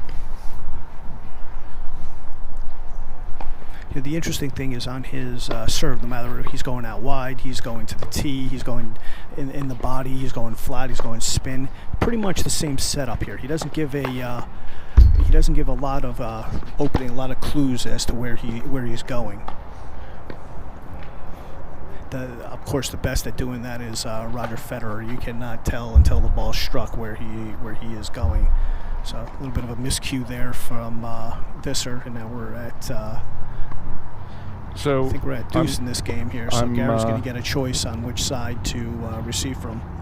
I would just say he has mixed it up, but when he goes for the big one, it's pretty much down the tee that he's been going. So if he's going to go for the ace here, I'm calling down the tee. I think you're right. He did go for down the tee, but not exactly the big one, but pretty good serve.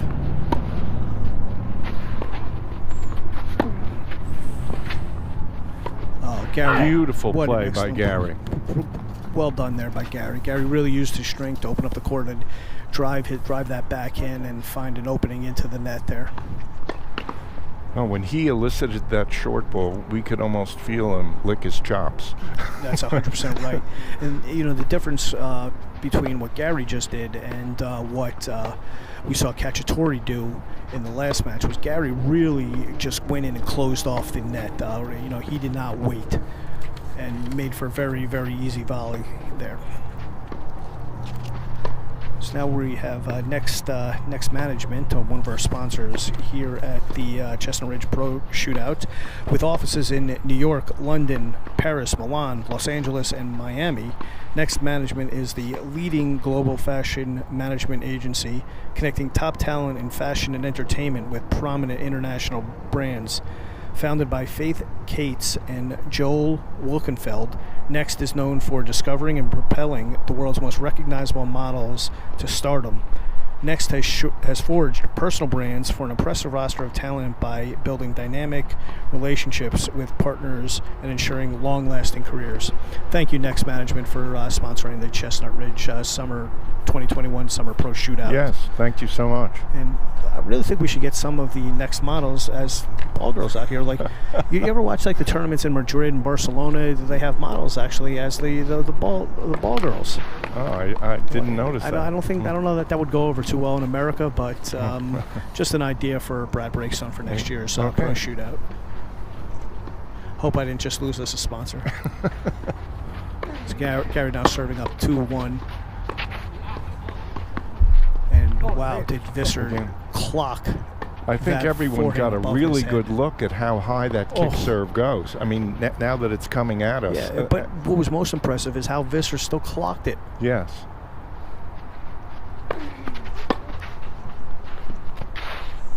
And another great return from Visser there. Really caught stretched Gary a little bit wider than he's used to, and couldn't come up with the volley. So now Visser with another opening on the Kushnirovich serve.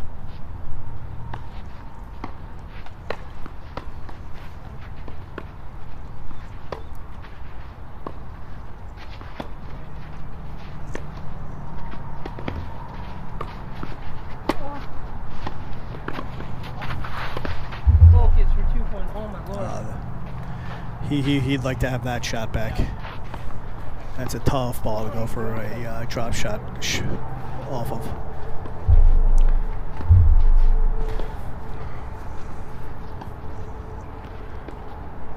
Now I'm looking down through all the courts here. Really some wonderful tennis going on here this afternoon on this beautiful, beautiful July day.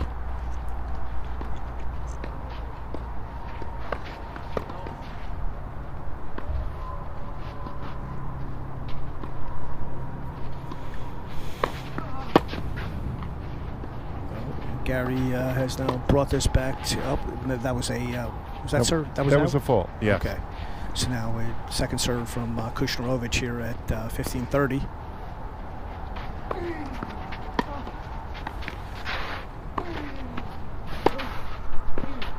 Oh, you see, I really like the way that Visser kept that ball low and made Gary hit a tough volley. Just going back to that drop shot, I mean, my assessment of watching Visser so far is that he's an intelligent player, and I'm going to predict now that he's going to make that drop shot somewhere later in the match, because he wouldn't have been going for it there if he didn't think he owned the shot.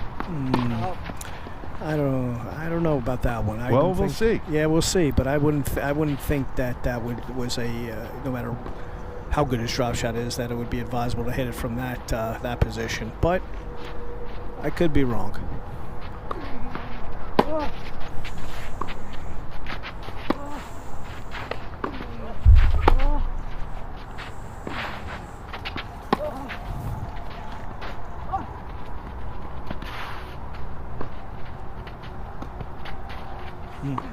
Oh, excellent movement around the court there from Visser.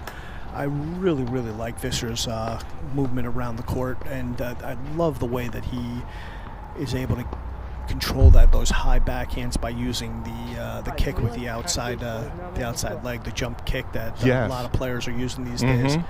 And who would have thought that we'd be in the position of this match after the first 4 games where there's been 4 breaks? Exactly. I didn't see this coming, Bob. So now Alex Visser to serve at 2-all here in this first set.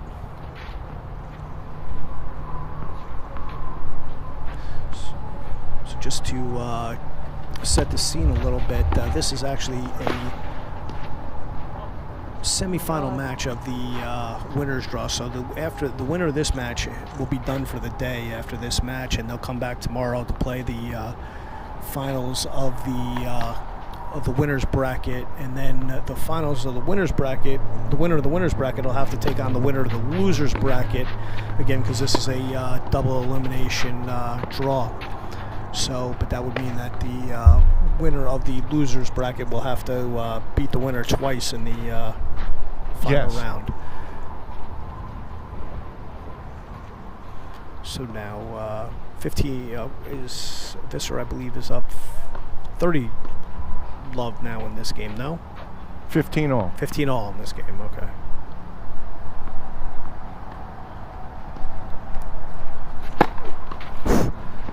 What a great serve there down the middle by Visser. He really really hits that tee, and it's really gets the most out of his frame on that serve.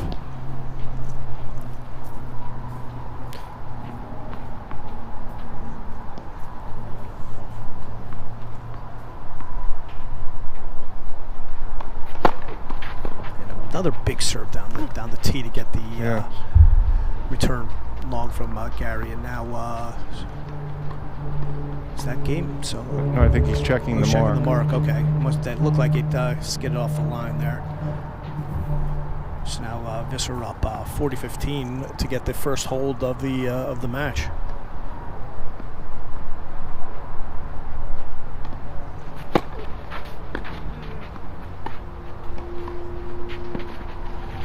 Visser guessed right and put. Oh wow! Puts a touch lob over Gary's head.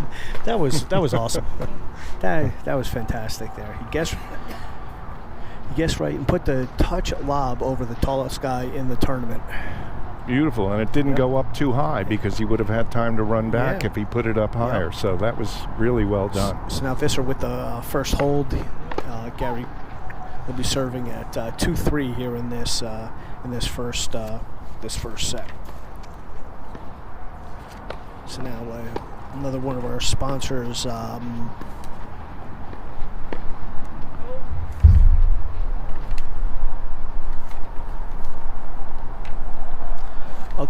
Bombas. At Bombas, we believe a more comfortable world is a better world. Everyone, no matter their circumstances, deserves to put on clean clothes that feel good. So we perfected socks, underwear, and t-shirts you'll want to live in. Created apparel you'll never want to take off. And for every item you purchase for yourself, we donate an item to someone affected by homelessness.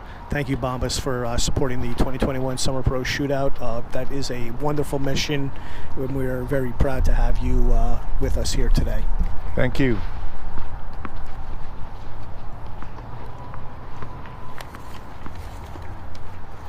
Okay.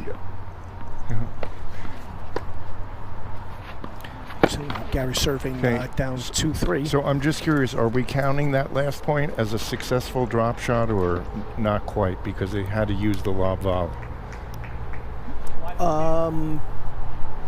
Well, no, I would say it was a successful drop shot, but it wasn't quite from the same position as it was from that last one. Up there's your first serve and volley point, but we didn't make the bet during this. Yes, this no, we match. did. So, but yes, I knew Gary would serve. We would see a serve and volley at least once from Gary. Well, he, I think, has assessed that if it gets into a consistency battle, he's going to come in second. He has to play a few points like that to create a little more doubt in his opponent. And I think he's also realized that he's not going to be able to muscle Visser off the court because Visser really plays some fantastic defense. But that was a great play, 2 serve and volley points in a row. Gary really took Visser off the court and got the easy volley on both points. Now, I'm just going to take a guess at it here. With 30 love and 2 successful serve and volleys, I'm coming in again right here. Okay. Or I'm just going to hit a big bomb up the middle. Yeah, and, that'll do it. Visser I think he had his foot about 6 inches from the fence when he tried to return that ball. Oh, and I think we just got our first tweener on court 9 from Aiden Reilly. However, it gave Ruger an easy volley. Wow. That's a serve that Visser's not seeing much in the juniors. Yes, you are. 7 point. So now we'll see a tiebreaker to score this, settle this first set between Visser and Kushnirovich. Now they're going to play a traditional, what's called a 12-point tiebreaker. It's a tiebreaker up to 7 points, win by 2. In other words, it's the best of 12 points, and that's where the name comes from. And Visser opens up with a big serve down the tee and pushed it.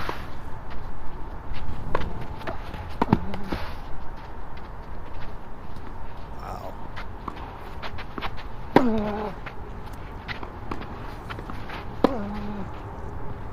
A little wide on that backhand, but Visser really took control of that point and didn't quite do enough with the volley or either the forehand or the volley. And Gary was able to extend the point, but in the middle of that point, Visser really showed some athleticism. Did you see that overhead he hit in the middle of the point from off balance, moving towards his backhand? That was a fantastic overhead. And well, he missed a little bit of an opening there, but Visser really Gary really opened up on that serve. Yes, he did. And that was the loudest bomb we've heard today. And Visser handled it like it was no problem. And then Gary really didn't do much with the approach, and the line was open for Visser there, and he caught it a little bit late. So now Gary's serving at 1-all in this tiebreaker.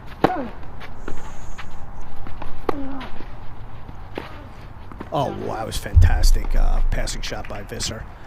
You know, I'm really impressed with the way Visser is handling Gary's serve. I don't think he did enough with that approach, unfortunately. It was too much down the middle of the court, and he really got well positioned in the inside out. You don't know how to read that one. It's really tough to have an idea where to cover.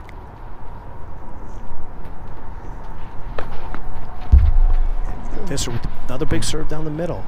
Okay. Well, we spotted that quite a while ago. But that was a little bit different. That was a little more spin on that. He one. had really a touch more spin. Exactly right. The result was that the ball was moving away from Gary, and Gary couldn't catch up with it. But that was really well done. So Visser up 3-1. This opening set tiebreaker.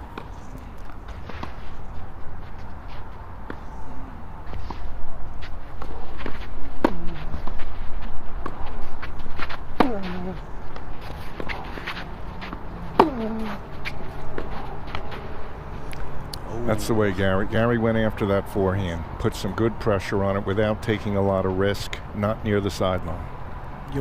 That's very, very true, Bob. And now Gary will be serving at 2-3 in the opening set tiebreaker.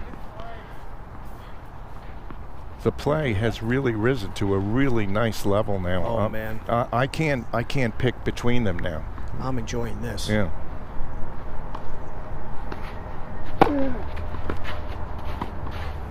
Oh, Gary just pushed that volley a little bit wide. You see, as he hit that volley, he kind of broke his wrist, and that caused the volley to pop up just a little bit and go a little wide. So now we're at Visser's up 4-2 in this first set tiebreaker here. Now it looks like Ruger must have won the first set on court 9. And we just got a visitor in the booth from, looks like it's Bob's dog. Yep, CC is here. Hi, CC. And so is Jane. Hi, Jane. Hi, Jane. So now Kushnirovich serving it down 2-4 in the opening set tiebreaker.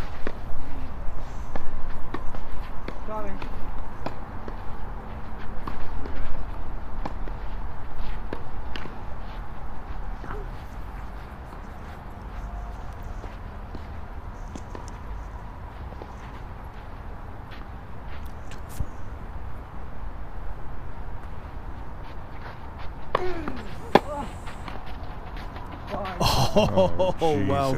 Everything now is going Visser's way. So, Bob, let me ask you, do you feel like there's a little momentum shift here? No. I feel like both guys are playing well, and even just a slight momentum shift in Visser's favor? No? No, I think Gary has played some much shorter points, and it hasn't worked out and maybe as well as he would have thought. I think mixing in the shorter points is good, but a steady diet might be a little too tough.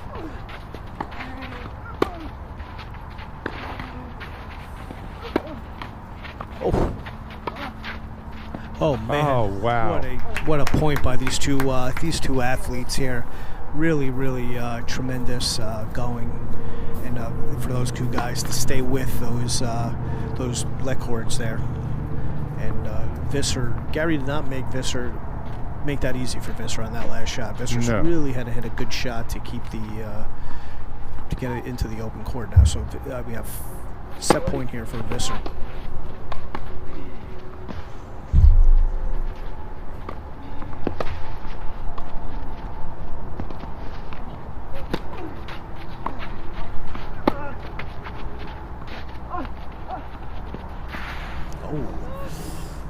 great shot by Gary. That ball, Visser was able to get it just before it hit the ground in the second bounce, but was not able to control it. And part of that was because of Gary's court position. Gary had the line completely sealed off there. Yes. And made it impossible for Visser to hit anything but a miraculous shot down the line, and Visser couldn't pull it off. But he's got 3 more set points here, Visser, but the next 2 are on Gary's serve.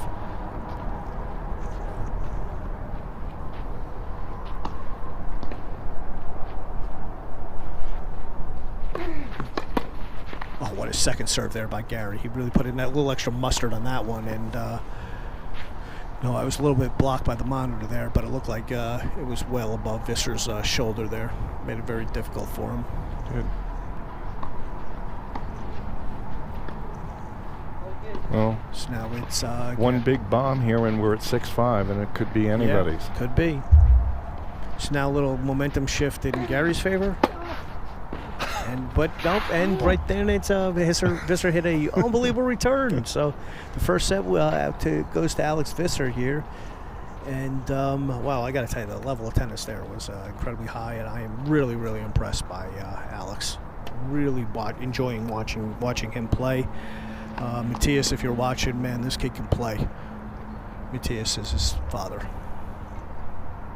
Yeah, I've seen Matthias play a couple times too. He's tremendous all-court player. He's got every single shot and move in the book. Yeah. And I can see where his son got a lot of it from. So, Trophy Central, one of our other sponsors here at the Chestnut Ridge Pro Shootout. Just bear with me 1 second, please.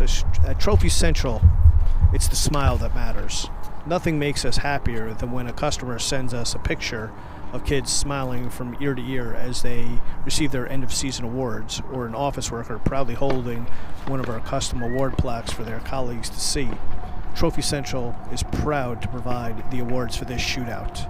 Thank you, Trophy Central, for being with us here at the 2021 Summer Pro Shootout and for sponsoring the Summer and Winter Pro Shootouts for many, many years. Thank you, Neil.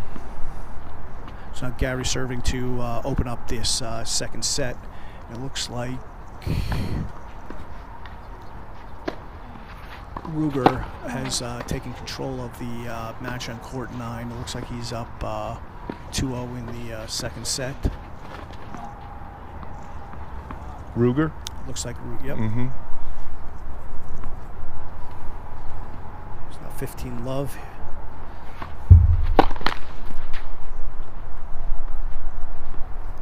Yes.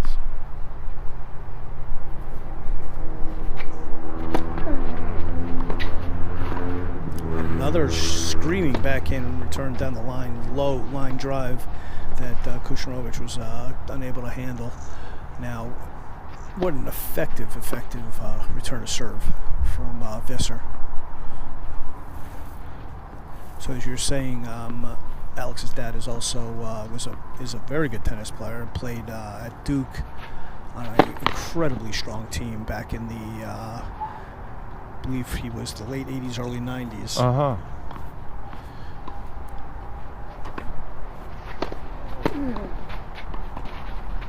Big kick on that second serve from Gary.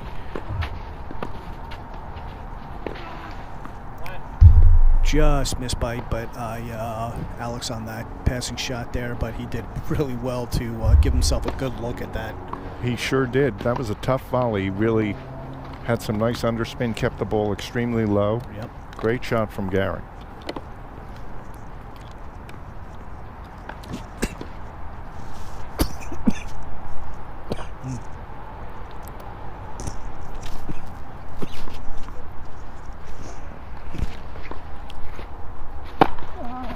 For those of you that just heard, I have a little bit of a drinking problem. I'm able to swallow water, evidently. Gary had that same volley again, but pushed it wide that time. So we're at 30-all in this first game. Gary has really, it's very important for Gary to get this game. And after losing the first set, and this reestablish his presence here.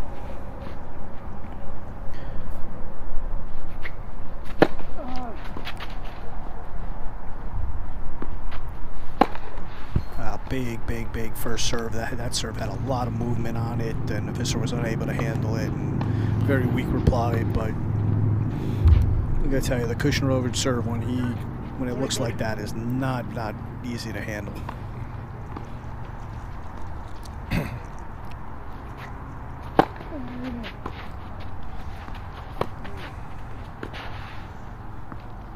And Gary gets the first game to go up 1-0 in this second set of this semifinal matchup. So, Bob, what do you think Gary has to do to? Well, like I said, I think the he has second to mix it up a bit more. Visser, I think, is expecting him to come in, serve and volley a lot, hit one big ball and come right in behind it. I think he has to just add a little more variety into that mix. And I also think when he comes in on those forehand volleys, they're low. I'd like to see him hit a couple of drop volleys rather than try to finish through the back of the court, because then he's had to go a little too close to the line, and he's had a couple where he's really hit the ball nicely, but missed by a couple of inches. Maybe use a dropper. Yeah, it's good advice. And what do you think Visser has to do to run away with this second set, or to close this match out?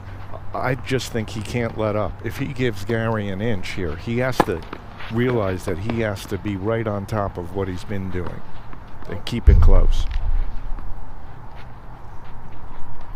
So I just got a glimpse of court 8 and Josh Williams showing his excellent movement around the net.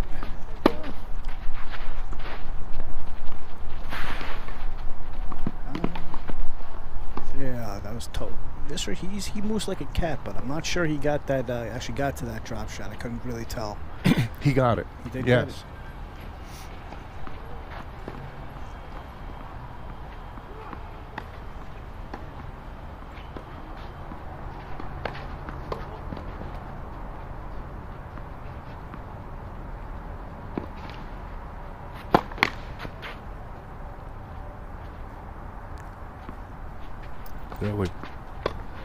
Could you tell Nana not to be on the phone right near the broadcast? Visser serving down. We're up 15-0.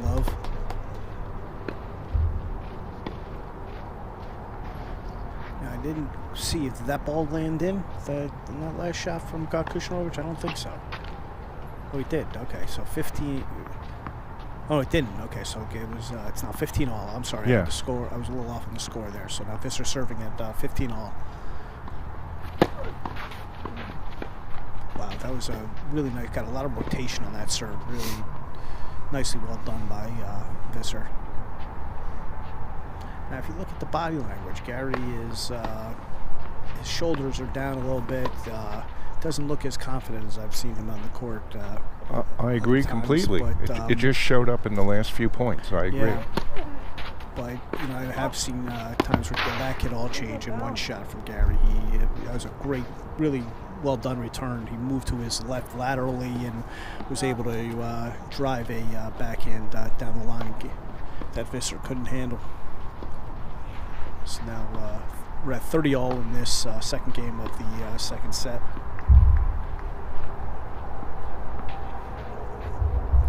Looking down through the four courts here, it looks like the intensity on all the courts has really kind of pumped up. Again, these players playing for a good amount of prize money here.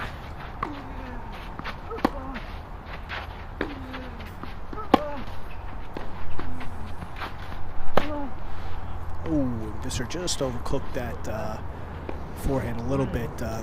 Ball didn't quite move through the court, I think, the way he expected, and right. I think he needed about half a step more forward. Well, there was that slightly longer point we were looking for. I was looking for from Gary to. Yeah. So Gary now has got got 2 break points here. Again, we're playing no ad scoring here.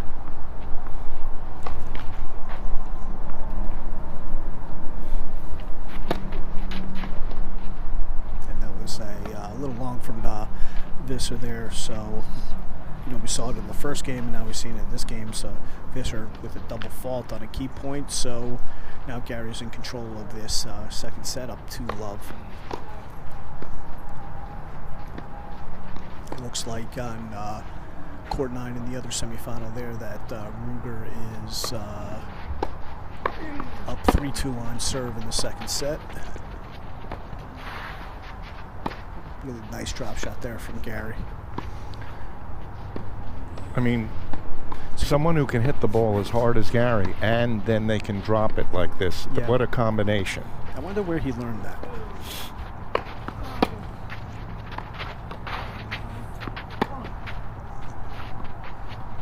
Seems like you know the answer. I don't. Oh, actually. you don't? Yeah, oh, okay. No.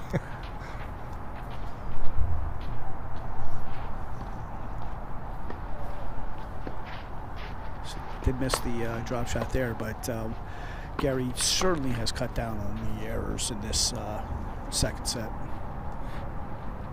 It's not 15-all.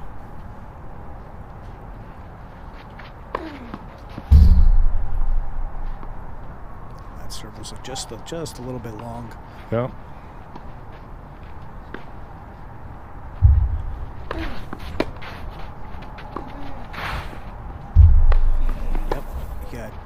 Big out wide serve, short reply, and Gary was able to take advantage of that. So it looks like Ruger and Reilly are really battling out there on court 9.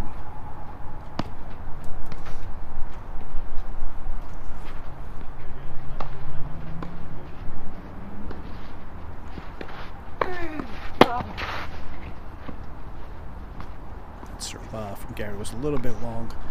Gary up 30-15, up 2-love in this second set.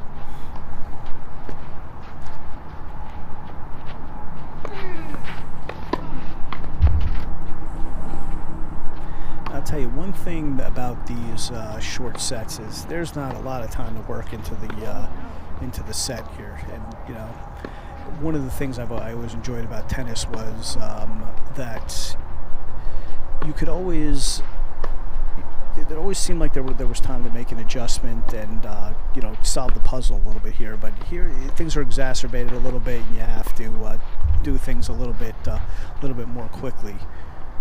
Absolutely. With a short set, and with all the format changes in tennis these days, and tennis skewing towards shorter matches, and not sure how I feel about that, Bob. Oh, I think if we had a little more days to spread it out, remember a lot of these guys are working. Sure. We'd probably be choosing to play this with a regular format. Yeah. Well, I wasn't just talking about the pro shootout, but there are many tournaments where they're tinkering with formats and skewing towards shorter matches, and we just saw Gary got the hold, so Gary's up 3-love now in this second set. But college tennis has tinkered with the format many times. Even in the pro levels, they've started to tinker with it, and I'm not really particularly fond of I can that. take this one. Sure. So I want to thank Outside the Lines. That's my new podcast. It's now out with 3 episodes. I work with Shannon, and we talk about mostly things having to do with the mental side of tennis. And we've had a really good reception so far. So I'm really proud to be a part of the Pro Shootout, and I hope you'll check us out on Spotify, Anchor, Google, and we're now also on Apple Podcasts as well.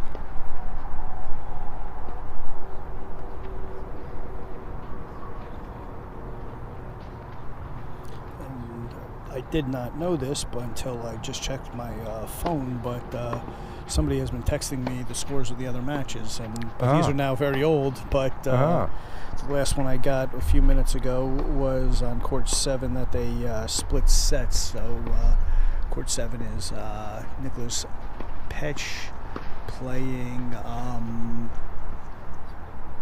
believe, Grayson H.Cacciatore.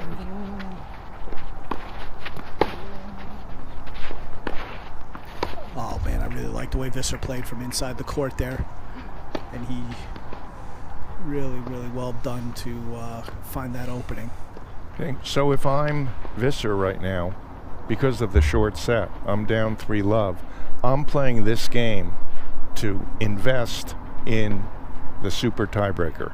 In other words, get my shots going. If I win it, I win it. If I don't, I don't. But I want to get back in touch with getting my confidence in how I'm striking the ball. Okay.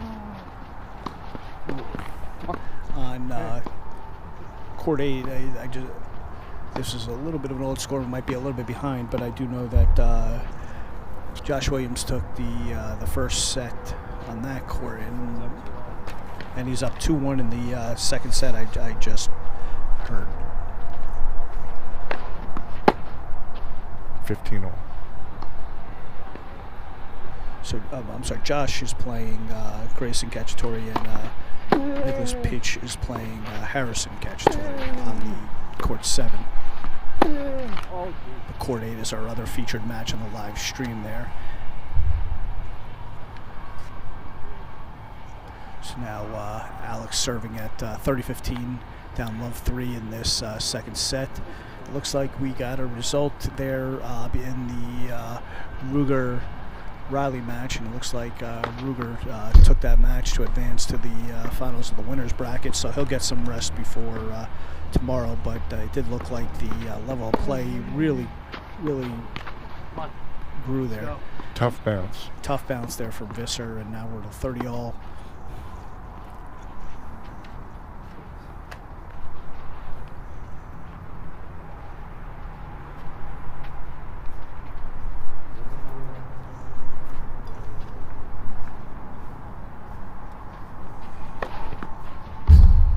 Visser going for the out wide serve there, but just a little outside. As Bobby Euchre used to say, just a little outside.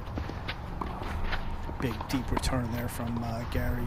Gary really showed some variety on that, by hitting the big forehand down the middle, and then the touch.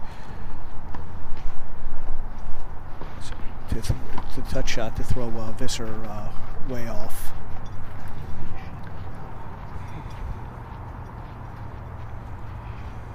So now Visser serving down 30-40 here. Now, come on! And Gary takes the second set, so we'll play a 10-point tiebreaker to decide this semifinal match between Visser and Gary Kushnirovich. Okay, so just looking back at that 30-all point, that was one of the few times, it may have been the second, that Visser elected to go with the wide slice serve. He happened to just miss it, and to me that again shows a high level of intelligence as a player, because that point, he's going to lose the set anyway, most likely, has almost no value, and he's using that serve to basically send a message to Gary: I don't hit every first serve down the tee. Stay alert for everything. So that when he wants to go back down the tee, Gary has that little bit of doubt about what might be happening. So he didn't make it, but he made a nice investment for something going forward. That's 100% correct, Bob. You know, a lot of coaches will talk about tennis IQ, and what you just described is a big part of the tennis IQ, and that's something that college coaches are going to look for as you know, they evaluate Visser, and they start making, you know, deciding to recruit him. And I mean, I fully expect him to be playing Division I college tennis in a couple years. So here we go, up to 10. So Gary opens up with a beautiful big serve. So 1-0 for the Johnny, Gary Kushnirovich.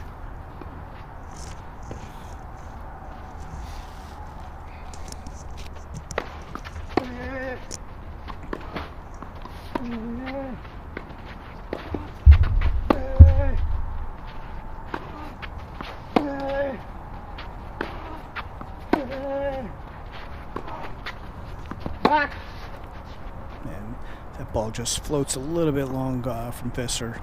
And Gary really stayed within himself there, and Visser ended up just pushing that ball a little bit too long to lose that point. So Visser down love 2. No.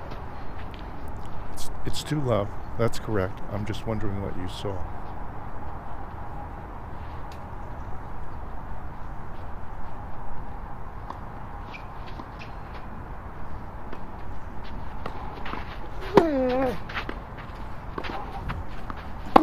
Oh, that's really Gary falling a little bit off balance there on that backhand. So Visser now on the board in this 10-point tiebreaker. Gary will serve now at up 2-1.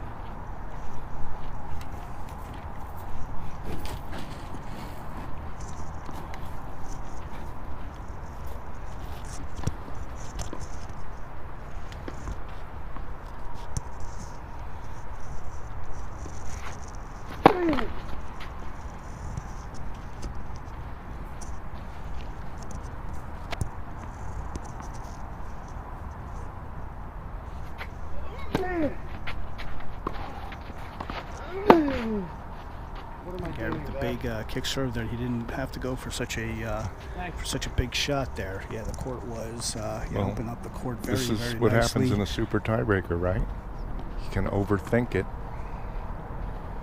Yeah, you certainly can. You know, that's the one of the beauties of tennis is that the big points, everything gets magnified, and there's nobody else out there to help you. You're all there by yourself. Oh, and Gary really closed off the net there. I thought Visser may go up with the lob, but then again, he's trying to lob somebody that's 6'4". Not the easiest shot in the world. It wouldn't have been that easy because at least he kept that volley really, really low. Yes. So that gave him a chance to cut things off on the next ball. Big serve there from Kushnirovich. I'm sorry, from Visser. So now we're at, are we at 3-all in this? We're at 3-all in this super tiebreaker. Okay, so to me, when I'm looking at the tea leaves of where we're at right now, Brian, I'm looking at when Gary's missed a few shots here in this super tiebreaker, they've missed by a large amount. He hasn't missed by 3 inches or 2 inches. And to me, that means the nerves are getting to him a little bit more than to Visser. Doesn't mean he can't recover from it, but he's got to do better with staying with his shots. Yeah, well, that's a very good point, Bob. And I got to tell you though, when Gary misses, he usually does not miss close. Okay, that's good So to I know. think that's what we've seen from Gary in the past. But you make a very good point.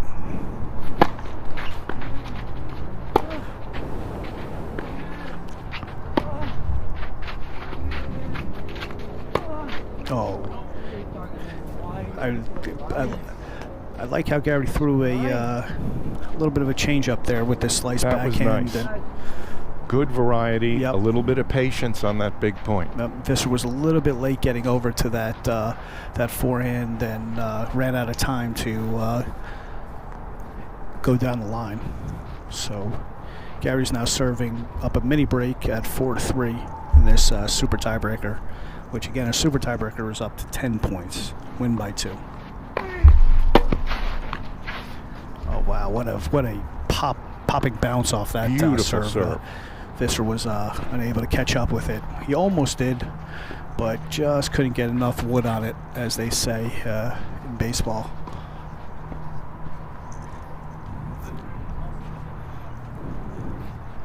So it looks like we have a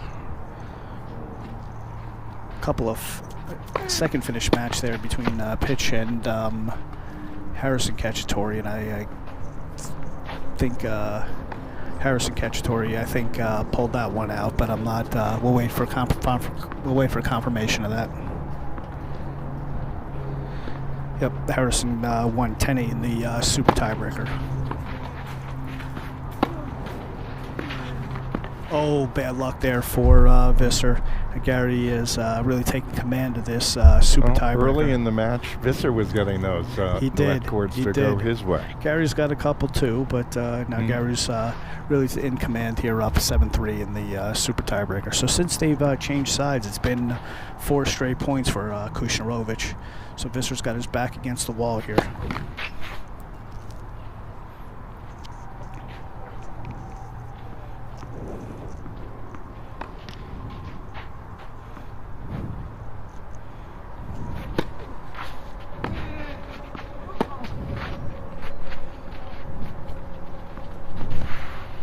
No, that wasn't a good draw shot. That stayed up, and Visser could have done whatever he wanted with that shot. So I think Gary just wanted the balls so he could serve.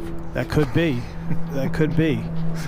Just give me the balls. That's fine. But, you know, I would tend to agree with you, but that hasn't worked out so well for Gary, you know, especially in the first set here. He got broken, I think, he got broken twice in the first set, I think.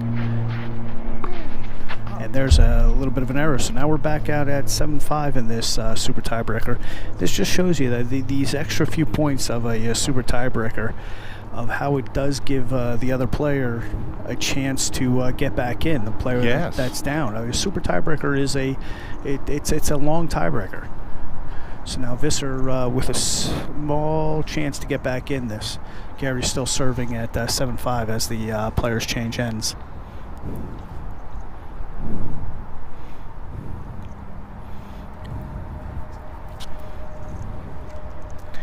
And interesting that Gary's out here. It's a pretty warm day, and Gary's out here wearing long sleeves. But you know, when you're as big as strong as he is, you can do whatever you want.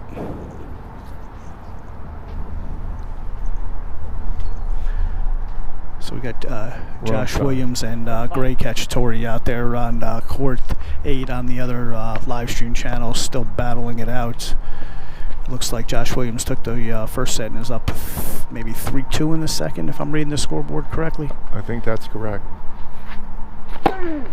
Oh, big. What a big serve and a big volley there from Gary. Go up 8-5 in this super tiebreaker. But, man, did he hit his spot on that serve to set up the easy volley. And if we have any young players out there watching, did you see how quickly Gary followed that serve in and how tight he got to the net there? So, looks like we have a result out there on court 8, and I'm guessing that Josh Williams just took that match, I think. But we'll wait for confirmation. 4-3, 4-2 for Josh, and Josh playing in his second Gary at match point. Shootout. Gary's now at match point here. Visser. Okay, so Visser saves one. So Visser serving down. Now Gary's going to be serving with 2 match points on his racket. And actually, he's going to have 4 match points in a row here, or 3 match points in a row, but the next 2 on his serve. 9 seconds. And wow, big Beautiful serve finish. and a big overhead for Kushnirovich to take that one. Tough result for Visser after taking a tight, close first set. I'm going to go back to the way the match started. I said Gary's serve would be the difference, and it was. It really did come on. He served extremely well in the second set and the super tiebreaker. Yep. Well, Gary certainly made a few adjustments there to turn that match around, because it didn't look like it was going that way after the first set, and put himself through to the finals of the winners bracket, which I believe will be. I'm not sure if we're going to do that today or tomorrow. But what's that? The finals of the winners bracket will be tomorrow, I believe. Yes, okay. The final of the winners is tomorrow. Really well done match. Again, my first chance. I would love to get Gary to come in and sit with us for a little bit, if he would, when he comes up. I'm sure Gary would be glad to do that. Oh yeah. Thanks. Knowing Gary, I'm sure he'll be glad to sit here and talk to us for a little bit. But what I'm going to, why don't we take a short break while they prepare the courts for the next round of backdraw matches, and to give Phil, our super producer, a little bathroom break. And really, I need a bathroom break as well. So we'll be back in a few minutes. And thanks again, everybody, for being with us here today. And stay tuned for more action.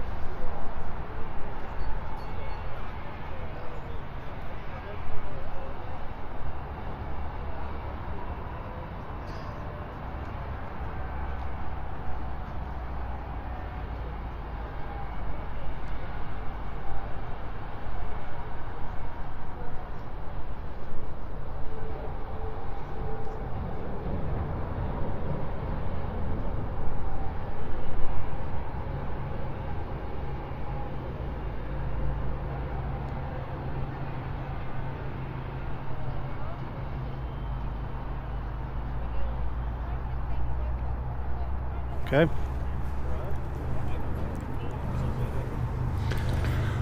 Okay, so we have a little break just before the next matches get going, and we're lucky enough to have Gary Kushnirovich, who just won his second round match, come over. He won 10-6, I think, in the super tiebreaker. Came back after losing the first set. Played some really good tennis, and his serve was going beautifully. But Gary is not just an excellent player. He's really involved with the coaching of tennis, and I know he's got an Instagram, which I'm going to ask him to tell you all a little bit about, but also back in the day we were talking a little bit, and he's really into periodic training. Is that what it's called? Periodization, yes. Periodization. Could you tell our tennis fans a little bit more about that? So it's a really fancy term for cycling your training. So in tennis, there is no quote-unquote off-season, especially at the junior level. Right. It's a year-round sport. You're playing competition through the holidays and the winter break for most kids, including the summer breaks. And so in order to maximize your training and your training potential and what you're achieving, you have to cycle your training, meaning in order to achieve the strength gains that you would need to achieve off the court, you also have to pair that with what you're doing on the court through more technical work. So there's so many elements to being a well-rounded player and a high-level player that you can't realistically address everything all at once.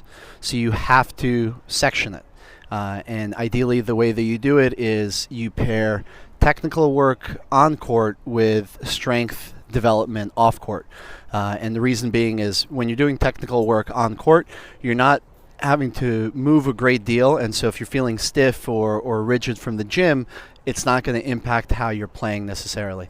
So that would be kind of like your block A. Block B would be more of that endurance work and transitioning more into live hitting, where you're applying more of the technical work, thinking more tactically, starting to build patterns out, reinforcing your serve, return, all of that good stuff. So starting to reinforce your weapons. In the technical, so in block A, going back, you're oftentimes addressing your weaknesses. And you have to do that in order to continue to level up your game. So in block B, you would then cycle back and work on your strengths. Reinforce your strengths, reinforce your serving and returning, which without you can't actually compete. And then off the court, you're doing more midterm endurance work. So interval training in terms of running.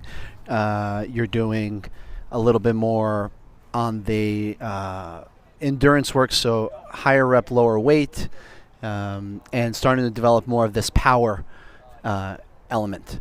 And then finally in block C, you would on the court be doing point scenarios. So a really good one, an example of which, and actually kept thinking about this in my first match, I dug Love 30 holes, I think 4 or 5 games in a row.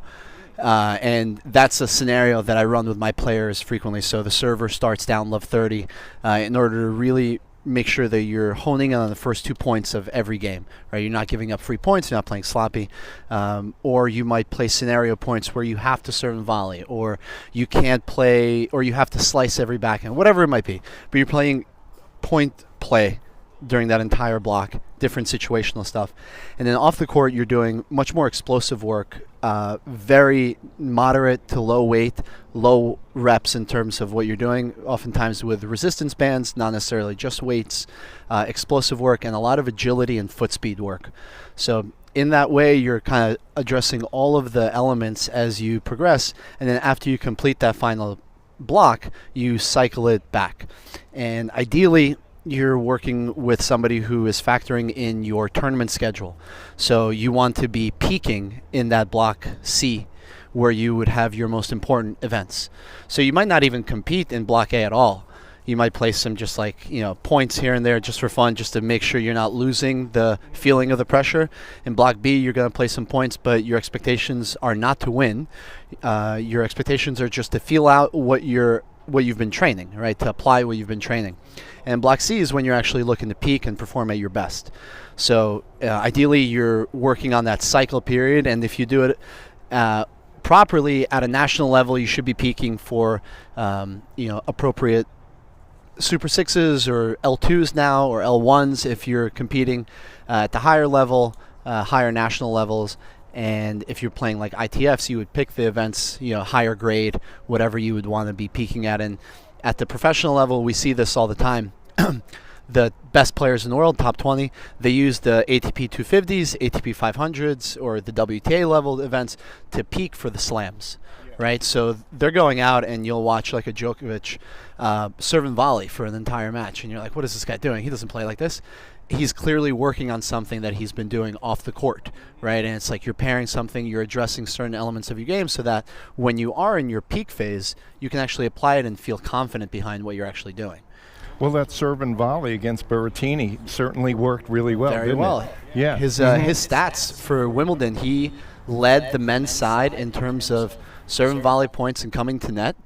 He, I forgot the exact numbers, but I think it was like either 15 or 18% that he. Sorry, no, that's incorrect. It was 8% that he served and volleyed of his points, but he was 80+% conversion. It was like 86 or 88. It's incredible. And so if you're looking at Djokovic, you're like, oh, this guy's just a human wall. No. This guy has clearly evolved his game. 7 years ago, they talked about the stat during the broadcast. 7 years ago, he was leading the tour in double faults versus aces. He had not the tour overall, but he, in terms of his own personal ratio, he had more double faults than aces. And now his serve is a weapon. So, he was number 3 in the world, and he had more double faults than aces. Now he's number 1 in the world, and his first serve is an actual lethal weapon. Hugely, massively underrated, and his net game is as well. And, he's continuing to evolve. So let me just ask you, when we last spoke about this, not quite in this detail, and it's great to hear more about it, you were thinking about possibly writing a book or a training manual about how this works. Is that still in the works for you? I have definitely put that on the back burner. I'm trying to build out my business, so I recently just incorporated, trying to level up the actual business side, and look to potentially hire coaches under me and teach my system and kind of grow it out. So the writing side, I've definitely taken a step back. I do have a free ebook that's you can access on tenniswithgary.com. That is just a simple playbook against different game styles, how you should serve, and what serve plus ones you should utilize depending on the type of player that you're playing against. So that's available for free. And it seems to be very, very helpful for a lot of players at different levels. For those listening, a couple of years ago when my book first came out, it wasn't long thereafter, I was asked to speak at an Eastern convention, and I had Gary come as sort of a testament that the stuff in there was pretty good, because he got the book as one of the prizes for winning the Shootout originally, and he tells the story where it sat on his night table for like 6 months and he didn't touch it, and then one day the lights went out and he got a flashlight and he started reading it and he was like, oh my God, this is good. It's good. It's really changed. So there aren't that many books that necessarily address the in-between time in between points. Sorry.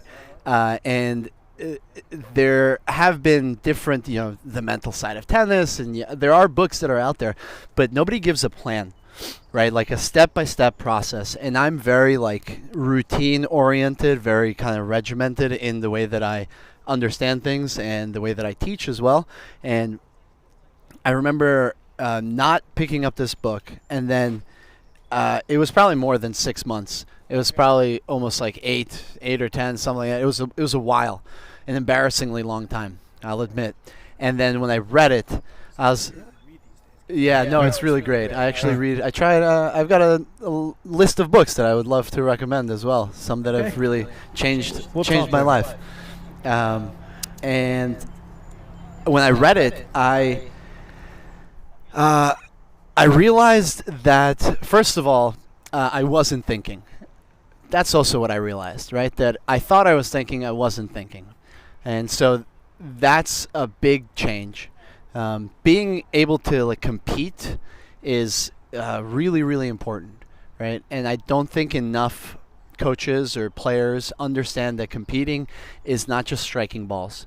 It's the way you talk to yourself in between points. It's the way that you're analyzing your opponent, the way that you're blocking out the crowd, the way that you're resetting and centering yourself when you do lose focus, right? There's no like one way is the only way, but the way that you presented it in the book, it's helped me a great deal, and I've been able to apply it for myself and my coaching. For those that don't know, it's like a modified 4-step process.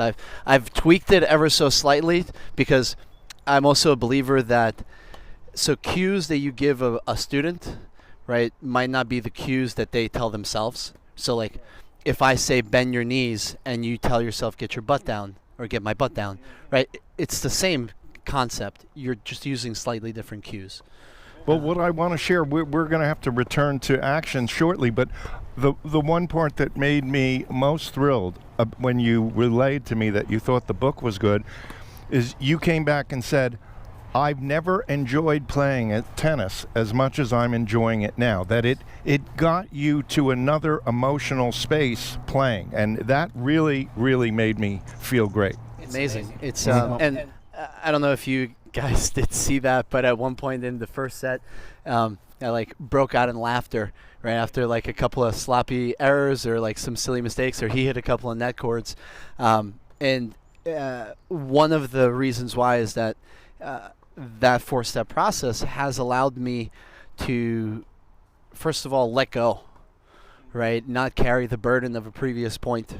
And for me, the laughter helps a lot. Like I've seen Djokovic do it too. Like guys miss some overheads on top of the net that, recreational 2.0s won't miss, right? And so one of our sponsors here, Fado, her name is Lisa Hickey, and I was sharing with the listeners that she, as a 3-5, won a 4-0 playoff match the other night and played really like perfect tennis.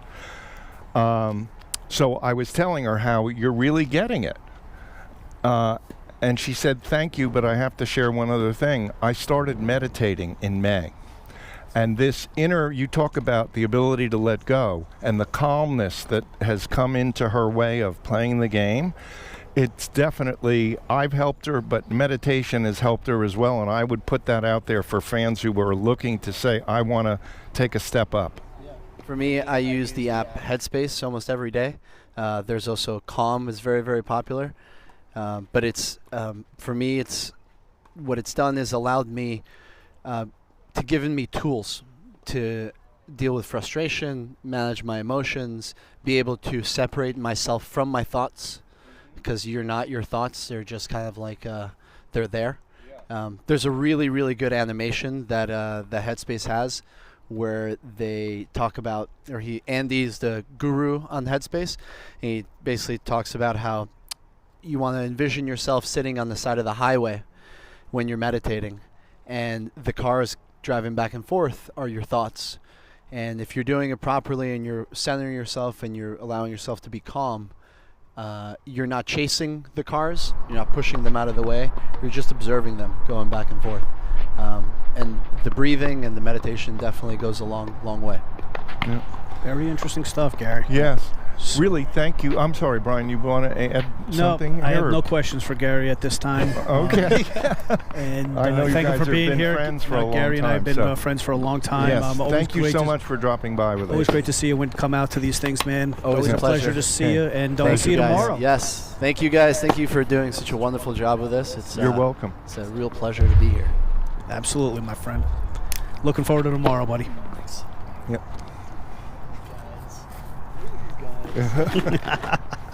So now we're getting ready for a backdraw match between Josh Williams and Aiden Reilly. And Josh, we haven't seen. We saw Aiden a little bit earlier today, and Excuse me. Is he Phil, is he it won his possible to opening get a round draw match sheet up before so we could falling see where to they're at the in number one draw or seed not? Henry Ruger, who Okay. we haven't seen on the show court yet, but we will see tomorrow in the finals of the main draw against Gary. So Aiden, this is going to be, both of these players are going to be the third match of the day. So we did learn a little bit about Aiden earlier today, but excuse me one sec, Brian. The draw is up if people want to take a look at how things are shaking out right now and where they stand in go the ahead, losers Bob. half of the draw.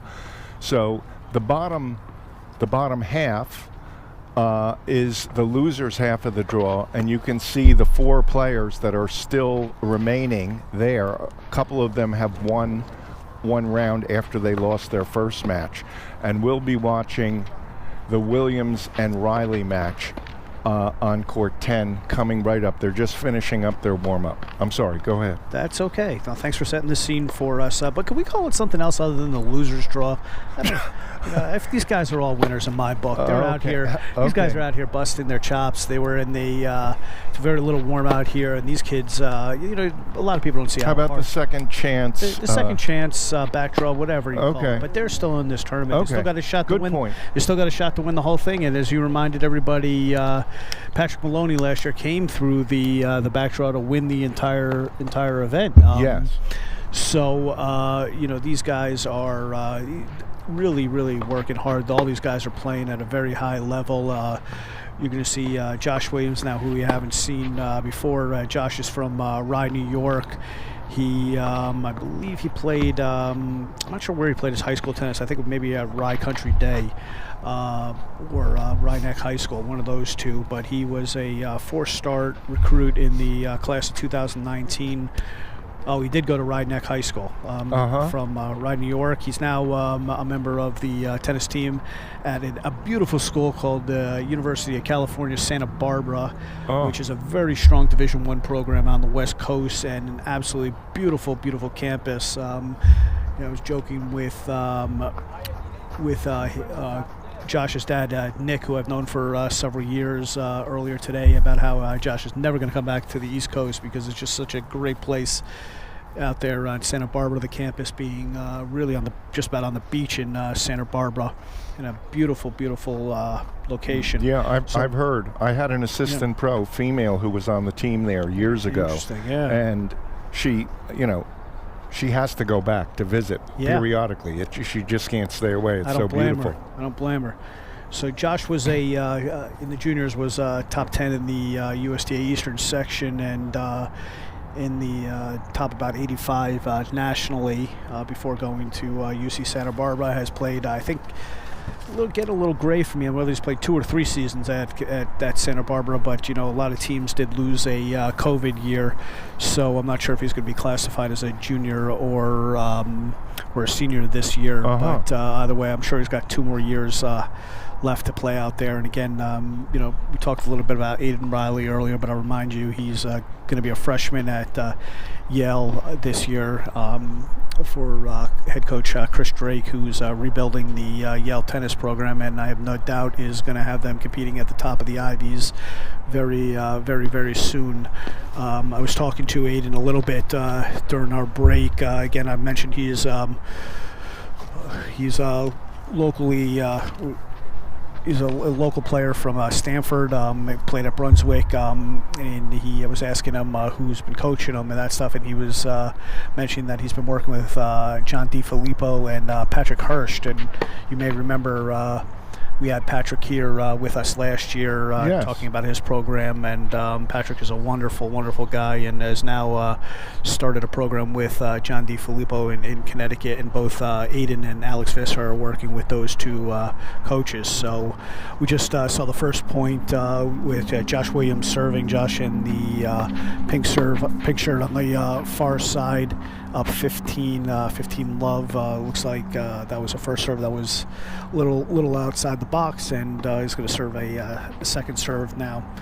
So the winner of this match will be coming back tomorrow to continue advancing in the back draw. The loser of this match will be, I believe, will be out of the tournament. So Josh kind of fell off his back foot there, and The ball fell in the net. Now, I'll tell you, excuse me, all of these players are in fantastic shape, but it's a warm day out here, and this is the third match of the day where, the third time stopping and starting, so that's a little bit tough for any player, no matter how good they are, so it may take a little while to work into this match, but again, we're playing a short format here, so they may not have much time.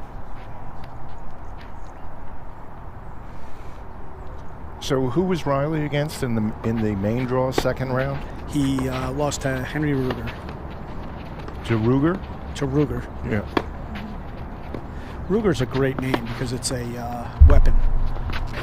And, that makes people automatically afraid of you, I think, when you have a name like that.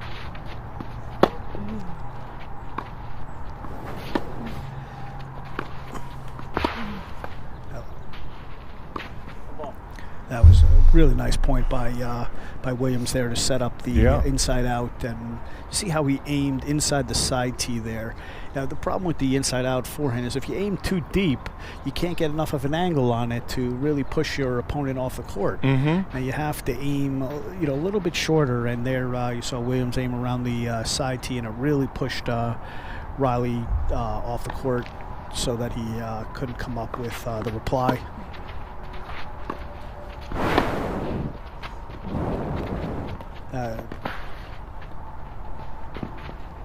It was an interesting use of the drop shot there, but Williams' footwork getting to that reply from Reilly was a little bit sluggish. He might be feeling a little bit tired from but Reilly, I thought that was an excellent drop shot. Reilly really motored up there. It was an excellent drop shot. It was well hidden by Williams, and Reilly showed some incredible athletic ability to get up to that drop shot. And again, both guys now using the drop shot. This one wrong shot, and he got away with it. Yeah, see, if I have to say one thing, Williams looks a little bit sluggish here. A little surprised he let that ball bounce rather than stepping up and I agree. knocking it off.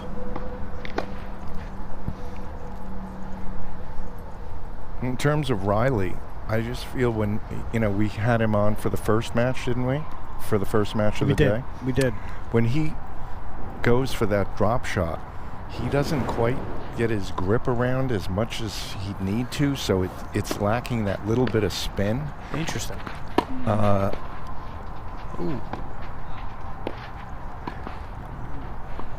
This serve was a little long, so they're going to play a second serve here from Williams.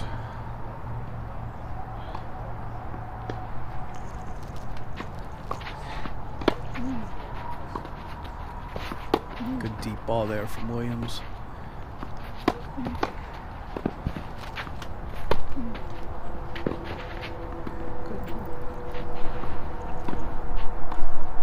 Good hustle there from Williams. He started out at that point a little casual, but then really turned on the jets there to play some excellent defense. So you tell me, maybe philosophies have changed, but he opened up the court beautifully with that strong backhand cross court. You're talking about Reilly? Yes, okay. And then he got a sitter lefty forehand, and he hit it just barely to the open court side of the center. In my day, I would have put that ball a foot from the corner and really stretched the guy out. Yeah, I think he was going, he would have liked to have got a little bit more towards the corner there. I don't think he was necessarily putting the ball down the middle there. Okay.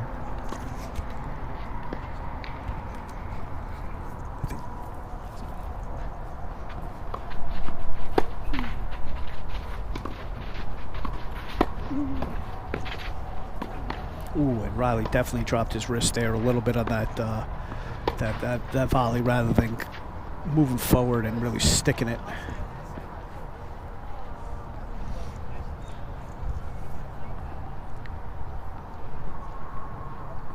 Well, it wasn't really stolen, but not totally earned that game. I agree. Mm-hmm. I agree.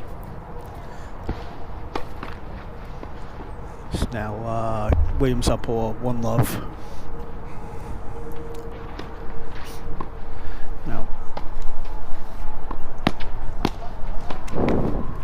Now the Also, the one factor that is coming into play, as you can see on the live stream, the shadows on court 1 are starting to creep onto the court, so it's going to make the ball little bit more difficult to see as it comes in and out of the shadows. The other courts, still yet to get any of the shadow, but we're getting a little bit later in the day here, but it's really a wonderful atmosphere out here. Wonderful setting, very serene up here in northern Westchester. Well, some of the new stadiums at the Grand Slams that have put in roofs, the roofs now cause these shadows Absolutely. right in the middle of the afternoon. Absolutely. And it's made, I think, pretty good mental player, but shadows were one thing that could drive me nuts. Yep. I agree.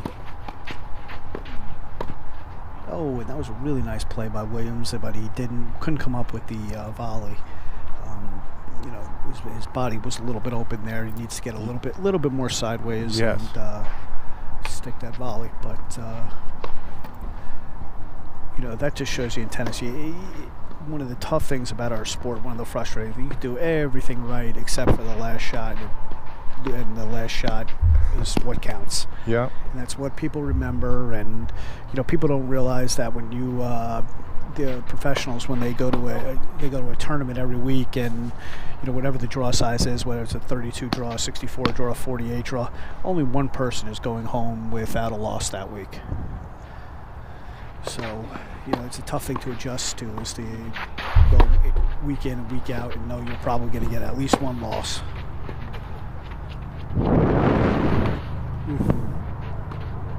Oh, bad luck there for Williams. Had an easy forehand that clipped the top of the net and sat up for Reilly, and now Reilly in control of this game, up 30-love on his own serve, down love 1. Now looking down the other courts, we have looks like H.Cacciatore playing Visser on court 9, and on our other show court we have Nicholas Peach playing H.Cacciatore for the 7th, 8th spot.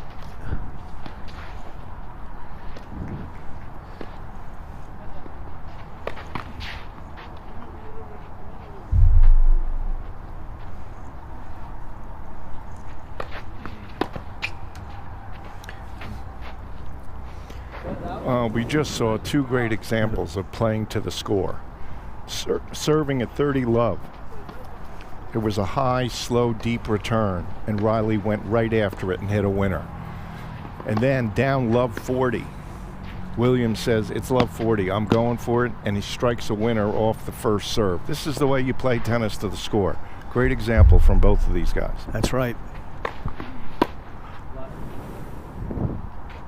It's now Reilly up 40-15, serving love 1.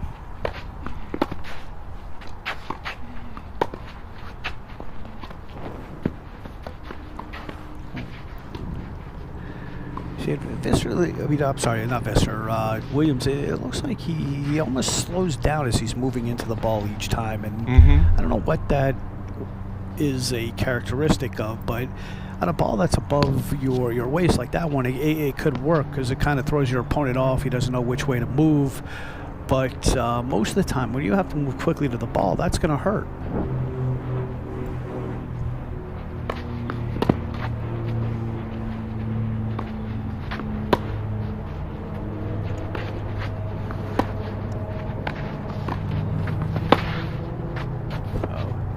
That floats a little bit long, and now Reilly holds. We're at 1-all in this first set.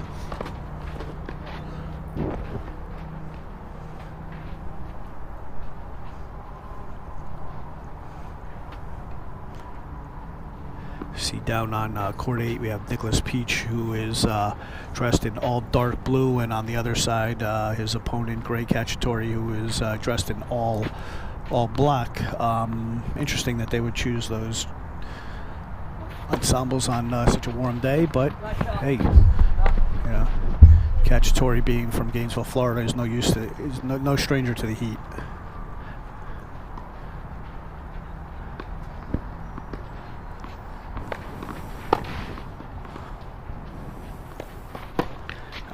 serving down low 15.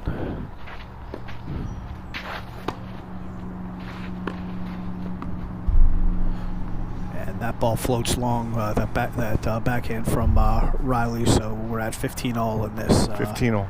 game. Yeah. Thank you.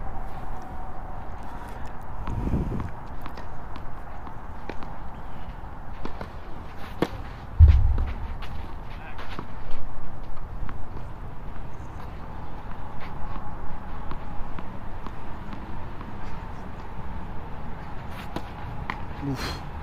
Man, I'd really like to see Williams go after his serve just a little bit more. Really giving up a lot of ground on that serve. No, 15-30. Well, on another note, though, when you're playing for money like this, we always have to be aware of line calls and sportsmanship and all that. These guys have been impeccable so far. I agree. This weekend. I agree. And that's a beautiful backhand from Reilly to step in and take that early. Beautiful. Block it down the line like that.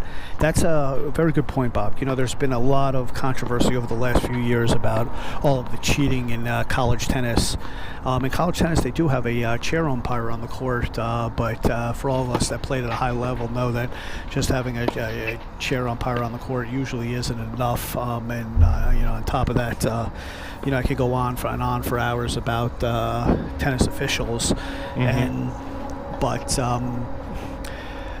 we have seen today. I haven't seen one absolutely terrible call today, and that's surprising after the amount of time that we've been sitting here, the amount of matches that we've played so far today.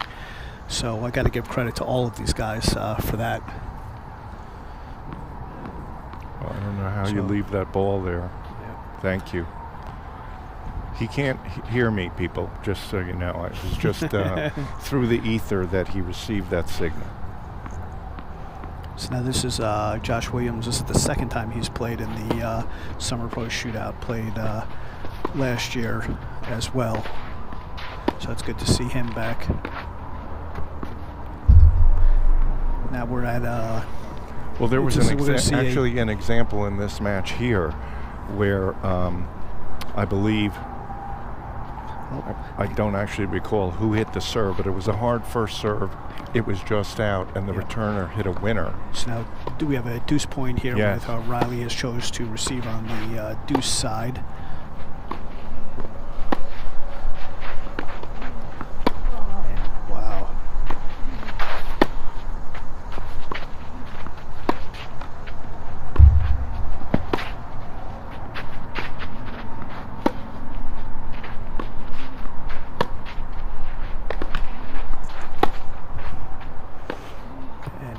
And wow. Williams gets the error from Reilly to hold. He dug out of some trouble in that game. That was a well done job there by Josh Williams, and he's now up 2-1 in this first set. And I'm sorry, Bob, I didn't mean to cut you off there. No, that was an important point. We're coming to an important point. Well done. And, no, I only well meant played. to say that, in a club match sometimes when someone doesn't call the serve and then they hit a winner, they'll say to the person serving, but I didn't call it, and they'll just take the point. Yep. These guys gave each other a look. They said, okay, I guess it was out, and they just called it out. And Yep. So now we'd like to say thank you to the Little Shop of Tennis. The Little Shop of Tennis, located near the front entrance of the Chestnut Ridge Racket Club, carries a wide selection of equipment and attire. Owner Courtney James is always helpful, whether it's choosing a new racket, ordering team uniforms, or getting a restringing. So thank you for the Little Shop of Tennis for always supporting all of the events here at Chestnut Ridge Racket Club, including the 2021 Summer Pro Shootout. And thank you as always to Courtney and the entire James family, who are staples here at Chestnut Ridge Racket Club. Thank you, Courtney. You guys run a great shop. Thank you so much. So now we're at 1-2 with Aiden Reilly serving in the second set. And, just in that short period of time of those two games, the shadow did creep a little bit more towards the middle of the court. It's almost, I'd say, covering a little less than 50% of the court now. But, you know, we were talking about how the new stadiums in tennis, how they create shadows because of the roofs and all that. But do you remember on the old grandstand court at the U.S. Open, there would be a shadow that would start probably around 1:30, 2 o'clock, and would creep over. It would take about maybe an hour and a half to get across the entire court before the whole court was. But it used to be really irritating to the players. But Yes. and, you know, the grandstand was was such a famous court. I had so many great matches on that court. But the shadow was part of the character of that court, I think. I spent a day for sure. I'd get there early, and I'd get a front row seat at the grandstand, which always had great matches. Yep. And I'd be with someone, so if I had to leave for food or the bathroom, they'd hold my seat, and vice versa. And we'd spend the whole day in that one spot because it was so fantastic. The Yep. level was great, and the seats were, it was like having box seats. Yeah. Reilly coming up with a nice volley there. He's up 30-love in this service game, down a 1-2. Yeah, the grandstand was a very famous court, and such great matches on there. And it was really an intimate experience. But if you were on the side of the grandstand where, you know, the far side from the shadow, where it took a while to get across, it could be hot and sweltering in there for you.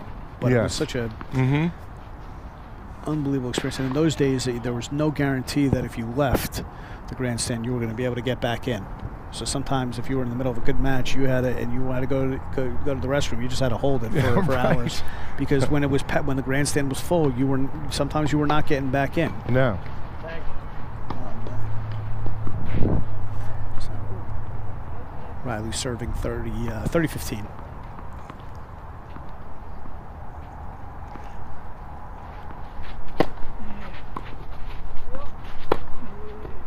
That's a beautiful 1-2 with the out wide serve from the lefty out wide serve, the short reply, and the forehand back behind Williams. Reilly he's really a big, strong kid, and you know, I really think once he gets to college and he starts focusing on tennis, committing to tennis rather than both basketball and tennis, his game is going to steadily improve. And that's an interesting thing to see that he is this good without you know, really just committing himself to tennis. And there's nothing wrong with that. Everybody's got their own pathway, and you know, his pathway may just give him longevity in the game, because one of the things that college coaches look for when they're recruiting is the ability of a kid to get better in college. Does he have that room to grow? And with Reilly, you certainly see that he does. There's no doubt about it. I see it with him. I see it with Visser. And I can see it a little bit with Henry Ruger, who I got to watch a little bit of today. And I know once he gets into Howie Endelman's program, he is going to continue to improve. And that's why these guys are just such smart recruits for the Ivy League coaches, because these kids want to get better. They're good students. They're going to be able to deal with the pressures of playing both tennis and academics. And I tell you, it really takes special kids to be able to pull that off. Yes. So Williams serving at 15-all, 2-all in this first set.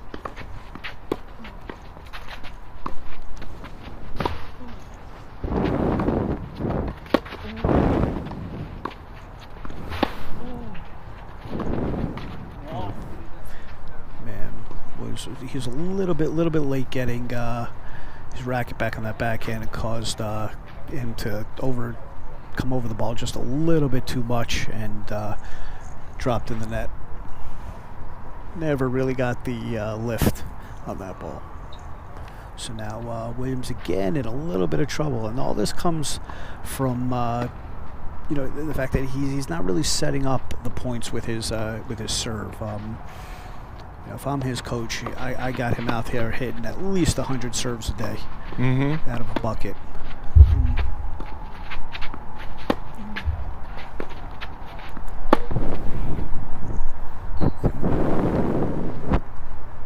But you know, Williams, I see a lot of athletic ability with Williams. He looks like he's a fast kid. His feet do move fast at times, other than what I was saying before about how he slows down a little bit as he comes up to the ball. But, that's a easy adjustment. But there again, his feet is slowed down a little bit as he moved laterally and couldn't get around the ball to be able to hit that inside out.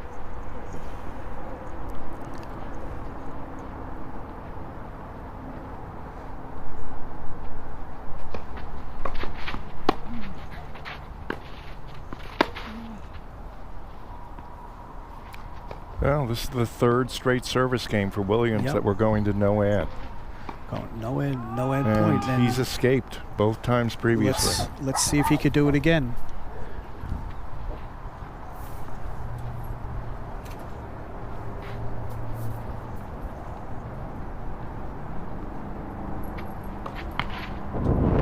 So Williams, he is dropping his left shoulder a little bit on that serve, and so it's drawing him down a little bit. He's not a big kid, so he doesn't have a lot of room to give up there, but I'd like to see him use his legs a little bit more on his serve. Ooh.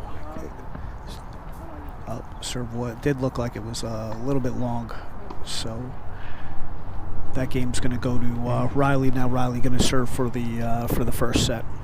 Well, that was a good spot there, Brian, because he's not typically like getting that jump up into the ball the way the other players are, and there's so much power in your legs. You're definitely losing power not using that. Look, he's about the same height as Visser, and one of the things we saw from Visser before was Visser, he gets a lot of pronation, a lot of twist, and uses his legs to really launch into the ball. So now we're going to talk about one of our other sponsors, the Sport of a Lifetime. Enriching and motivational stories about those who love and participate in tennis over the age of 50. This is a volume of senior tennis through the stories and experiences of senior tennis players from Gardner Malloy and Betty Eisenstein and Mayor David Diggins to unknowns such as Chuck Nemeth, and also includes stories from our very own John James. And we had talked about John James a little bit before, but thank you to Sport of a Lifetime. Go to Amazon and purchase the book from Judy Idleote, a good friend of Chestnut Ridge Racket Club, and we thank you for supporting the 2021 Summer Pro Shootouts. Well, Judy was quite a player back when she was competing. I didn't know that. Her husband Gordon was a top 10 in the country seniors player, and was Navy champion when he was in the Navy. I did not know that. And I was lucky enough to play them in mixed doubles way back with a 12-year-old girl who was one of the greatest students I ever had, and we happened to beat them when they were in their tennis prime. So I've known Judy for years, and congratulations on a wonderful book. Great job. I can't wait to read it. Now, Aiden going to serve at 3-2 in this first set here today. One of the names that was mentioned in Gardner Malloy, I actually had the pleasure of playing with a number of times in Miami. Just a wonderful, wonderful man. And, Reilly serving now up 15 love, serving for the opening set.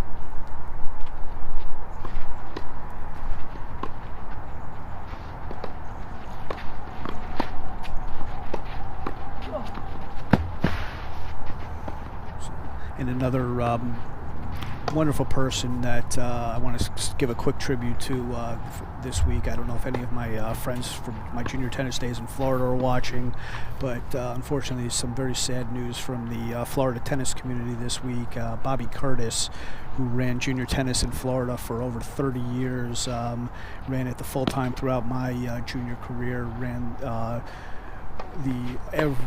all the tournaments in Florida, and just a fixture on the junior tennis circuit. Absolutely wonderful man, very fair man, and just a great champion of tennis from his days at Moore Park in Miami and Hallandale, and just a wonderful guy. Unfortunately, we lost him this week at the age of sorry to hear. 93.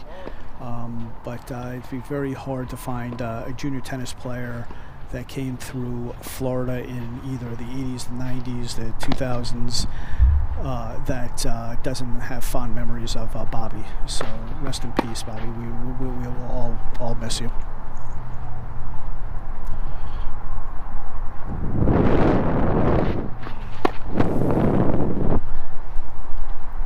Well, there, tennis fans, was another 40 love return to serve. That one he missed, but you notice he was going for his return, not getting into a long rally at that point in the score.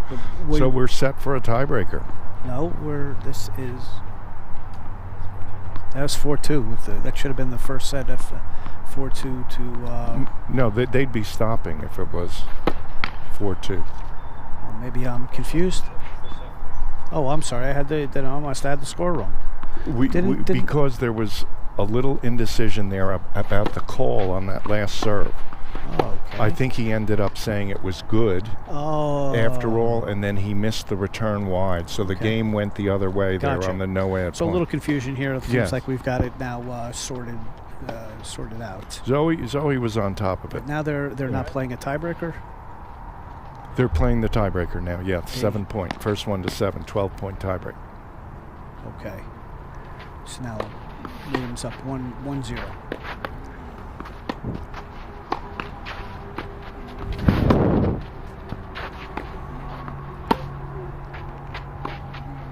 Ooh, just a little bit wide.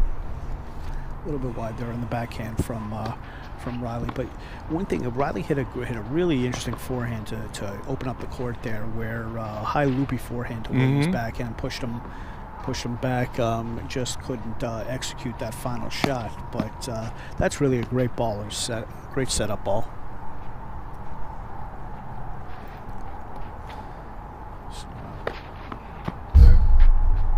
And a big serve out wide there from Reilly. So Williams now going to serve at 1-2 in this tiebreaker. 2-1. I'm sorry, 2-1.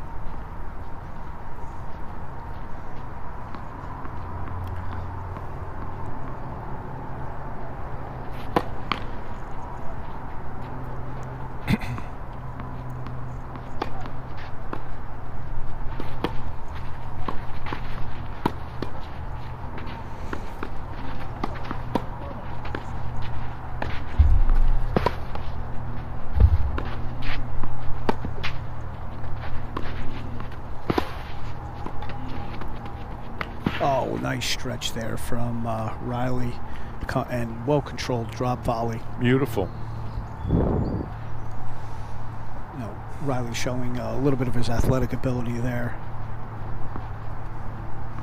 Well, he's definitely controlling more of the points. I mean, not that Williams hasn't played any offense, but he's like, I'd say 70% on defense. Absolutely.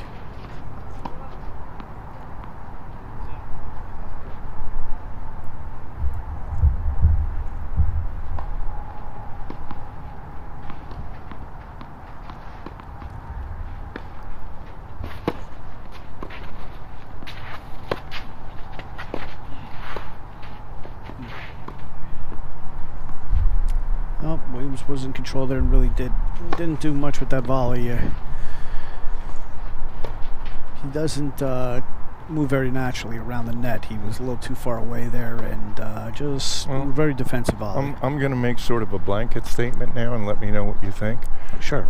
I think these guys hit their ground strokes better than our generation, but their net games do not hold up to the volley capacity that we used to have. Well, there's no doubt about that. The baseliners have taken over the game, and a lot of that has to do with the equipment and the strings. And yes, I mean the strings are even so different than when I played. They just allow you to take big cuts at everything, and it makes coming into net very difficult. Mm-hmm. So you're saying like the ball has more on it? Absolutely. They have more to deal with? Yeah, and I'm not just talking about the pace. It's the heaviness, the action on the ball. You don't even have to be in such great position anymore to be able to get a lot of action on the ball, and to be able to get so much spin on it where it can dip at the feet or it can move around, and that's a big product of the strings. I think if you ask Pete Sampras these days, I think he did say in an interview that his backhand today is better than it was when he was playing because of the strings. Wow.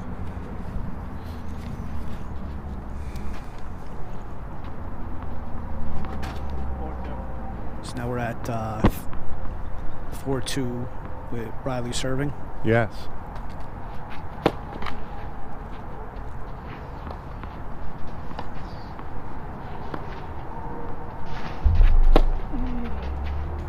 Really went for it on that second serve, but missed.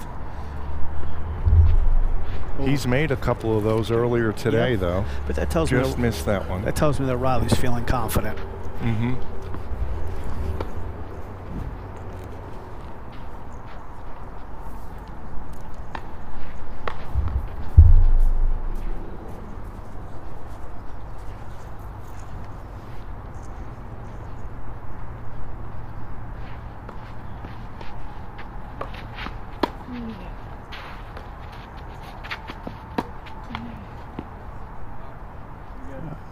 That ball came off of, I think that was the old classic double hit there that you didn't know what was going to come on that bounce there. Exactly. And so now Williams is back in this 4-all.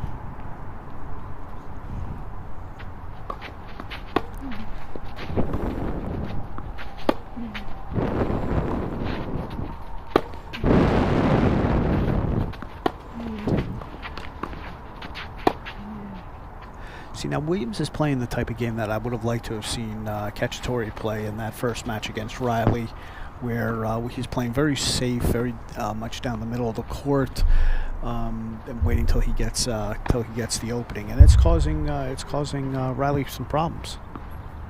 Totally true. So now Williams is up 5-4, so Reilly serving at 4-5 now. Opening set tiebreaker. And that was an beautiful absolute serve bomb. under pressure. Yep, that was a bomb. 5-all now.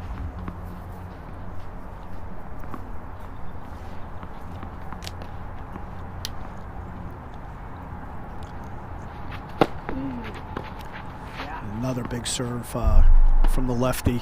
That ball Beautiful serves. That ball was moving a ton. It was not an easy ball to control, and Williams couldn't. So now Williams is down 5-6, set point for Reilly.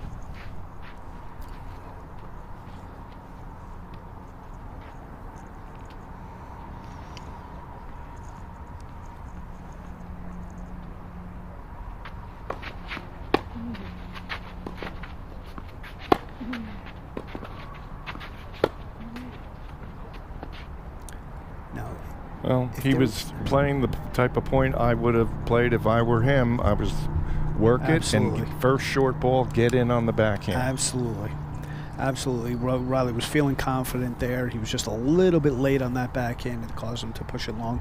Now, if I can make one small criticism of Reilly about his backhand is he's got a little hitch where he holds it kind of out in front of him before taking it back, and it sometimes I've noticed a little bit that causes him to be a little bit late, rather than a lot of the players these days kind of point that racket up on the backswing, and that's what allows them to get a lot of the wrist snap through the backhand. But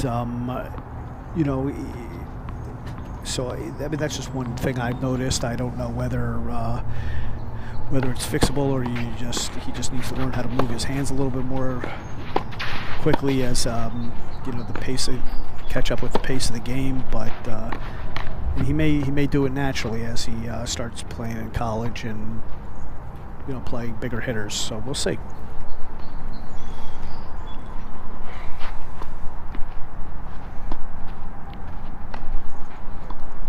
We mentioned before about the big shoulder lean that he has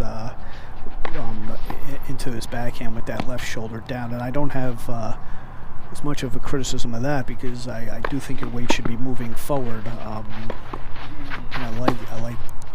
Ooh, Williams, great passing shot there from Williams to take the opening set. I gotta tell really you, didn't like the choice of approach shot there. he didn't. Reilly did not really get all of it. I will tell And you. I would have been going to the backhand. You know, the lefty Sure. into the lefty forehand Sure. and a mid-court ball like that. I wouldn't even say that was a mid-court ball. That was a very short ball where he, no matter where he hit it, he should have been able to hit it with a little bit more on it. So at the end of the first set, with Williams taking the first set, we're going to say thank you to Giving Tree Thrift. Giving Tree Thrift Store offers an appealing selection of secondhand brand name clothing. Whether you're into following the latest trends or want to start your own, we've got what you're looking for and at great prices. Check out our hand-selected merchandise today and get more for your money. Our mission to support individuals with special needs and empower them through programs funded by sales at Giving Tree Thrift Store. Thank you for being here with us today, Giving Tree Thrift Store, and supporting the 2021 Summer Pro Shootout. It's a pleasure to have you with us. We're very proud of your mission and very proud to have you as a sponsor of this fantastic event. Thank you.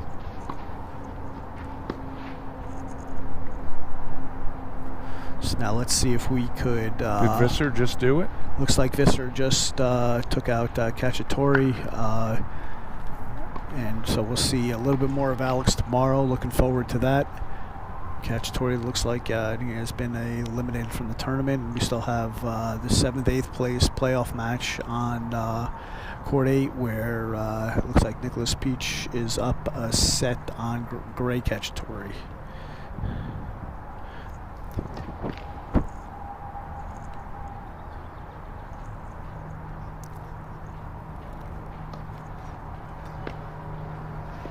Wow, I just saw Peach absolutely wallop a backhand.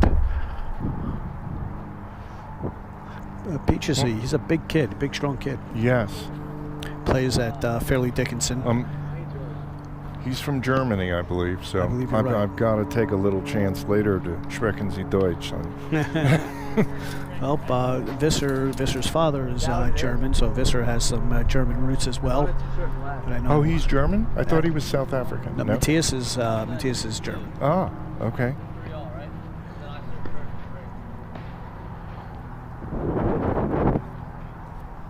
So it's a little confusion here over whose serve it is. I believe it should be Reilly's serve. Yes. Because, yep.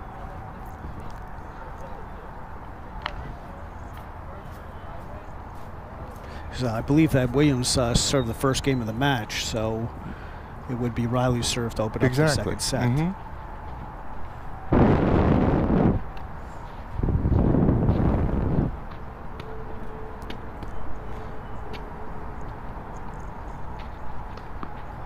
Yep, and they got it right.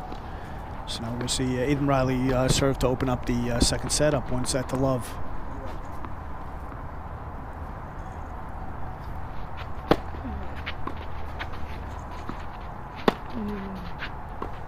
I'm sorry, down 1-0. No, he didn't get that, but I liked what Williams was trying there. He's hitting like a little slower ball, and then the same exact shot, he rifles one instead. He didn't go up just one gear, he went two. He just missed it, but it was a nice way to get himself free and loose for the start of the second set. I agree. Oh yes, it looks like Reilly did get rid of his visor. Yeah, maybe it's because of the shadow, but in between matches, I was talking to Reilly a little bit. I forgot to mention how I gave him a little bit of a hard time for the visor, but I did mention it to his girlfriend that's here with him today. So I hope he didn't take that too personally.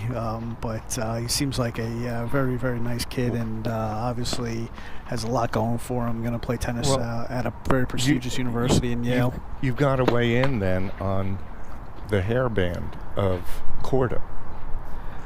I am not going to say one thing derogatory about Sebastian Korda because I absolutely love that kid. I love the way he plays. I just asked about the hairband. The hairband is, whatever keeps the hair out of the face. I noticed Taylor Fritz was wearing one last night too against Cameron Norrie. Yes, he's worn them in the past. So yeah, probably not the look I would choose, but then again, I don't look like Taylor Fritz. Right. Yep, he's a handsome guy.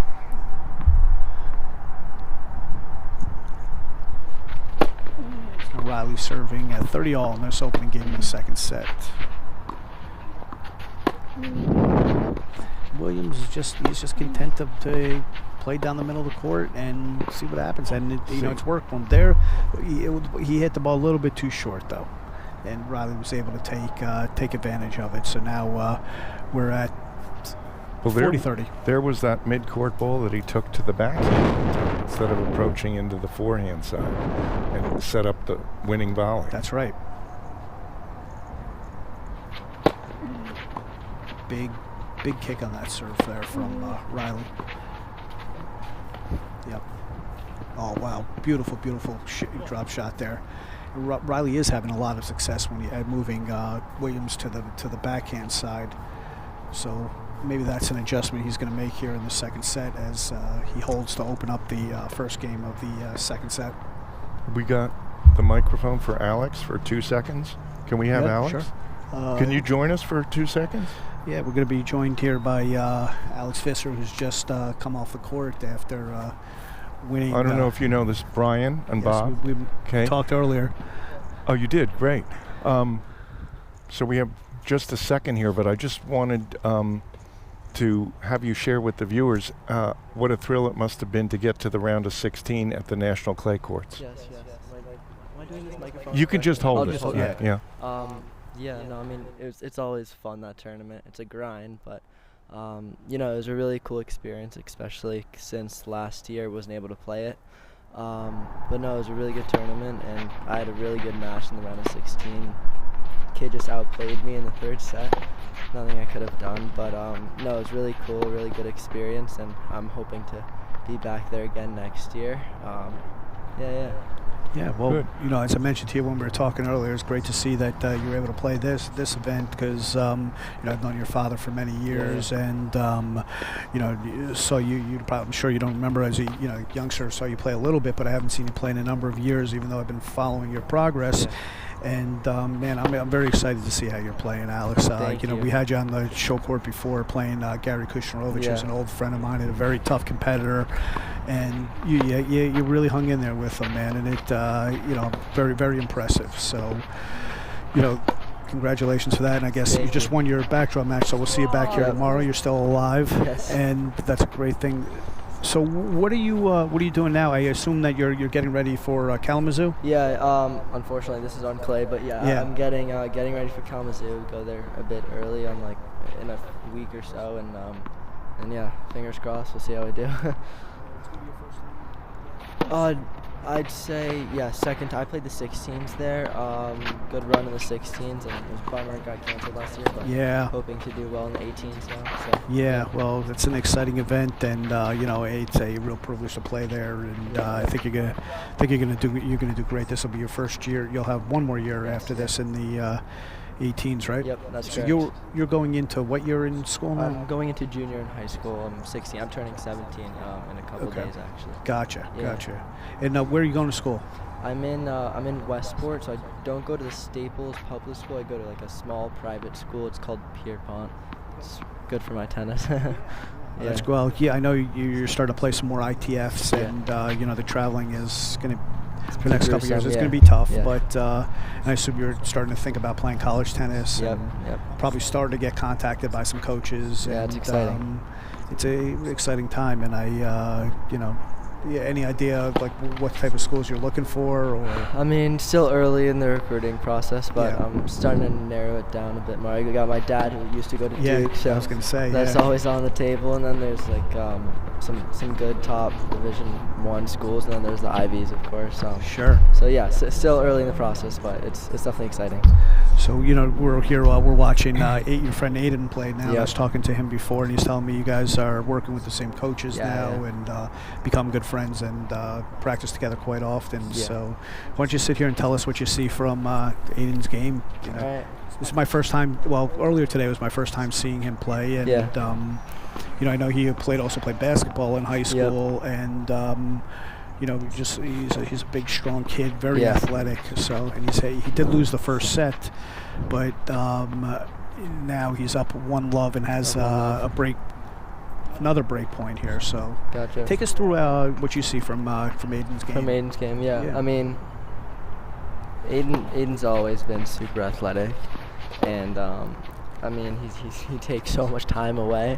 It's always a struggle practicing with him because I'm just getting blown off the court every now and then.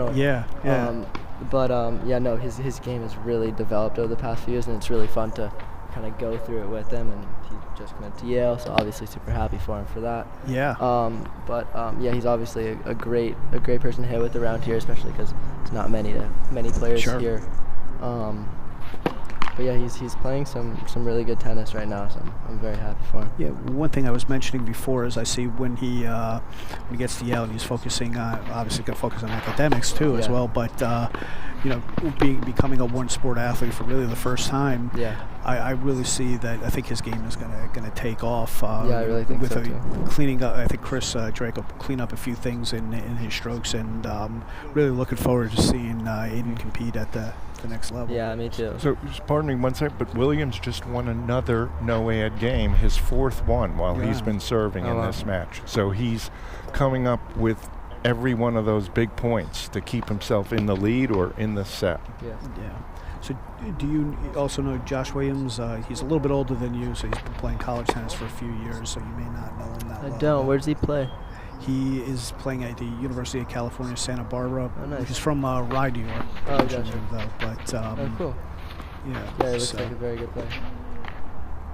Yeah, and he's very contrasting styles. So we've seen a counterpuncher play.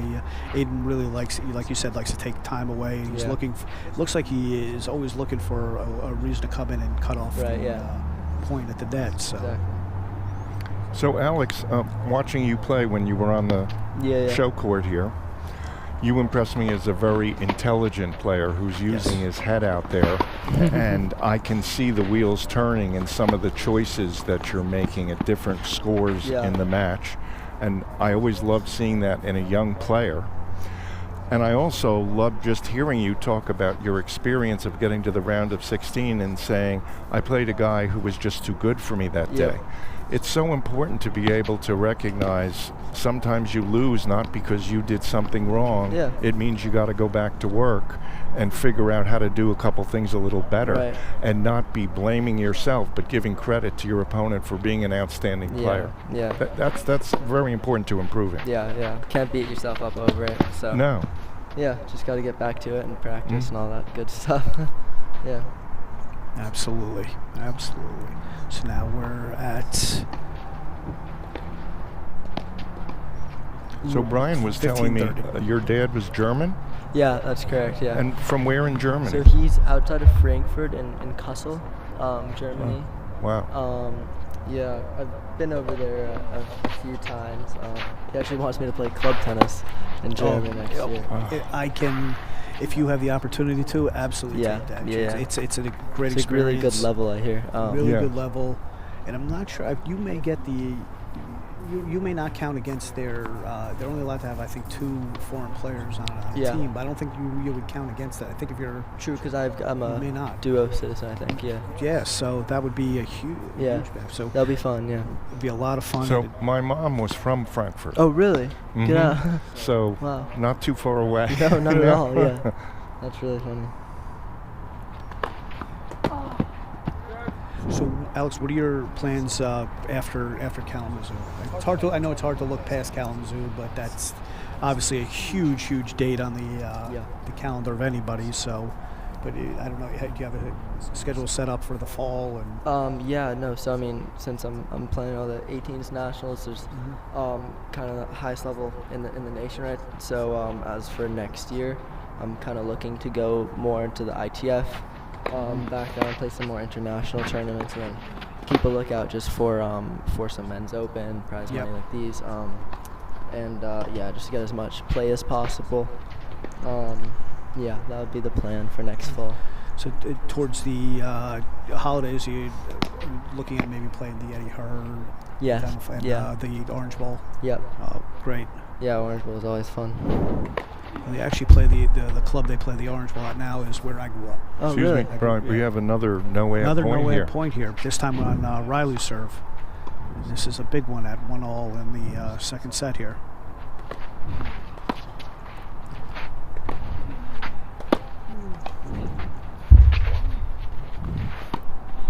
Oh, that was a very, very nice backhand there by Williams. His feet were not slow getting up to that one. No, that was a tough low ball. That was a Great great shot. backhand. Williams is now taking the advantage up 2-1, up 1 set to love. Is this the first time you've played a short set format tournament? Well, unfortunately, Clay's actually did that format in the Constellation and Because of so also much rain? in doubles because of all the rain delays. And then in singles, it was up to 6, no ads, third set tiebreak, and that was in the main draw too. So Oh, wow. that wasn't fun at all. But definitely helped with the cramping and all that stuff. Yeah, I can imagine. It must have been pretty hot down Yeah, there. yeah. Today we have it's a little cooler here Yeah. today. Very comfortable temperature, but still playing 3 matches and stopping and starting twice easy, yeah. is not easy, for anybody. So, well, just now we're at 2-1. Williams serving in the second set.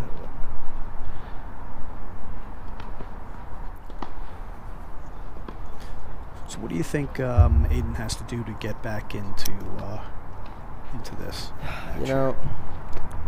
I think this guy kind of matches up well against Aiden's game a bit. I think he's got to start setting a little bit some more patterns. I think he plays more like a clay court player, Williams, than Aiden. And so I think I think Aiden's got to break the sideline a bit more on clay, because once you do that, it's hard to get back into the point for the receiving player, and I think Aiden's just trying to go through him at this point, which is going to be a lot harder. So, yeah, I think that would be my strategy going against Williams. I couldn't agree with you any more. That's very good analysis. And he does have an advantage that Williams doesn't really go after his serve. So if he's going to get back in the match, it can be on Williams' serve. Yes.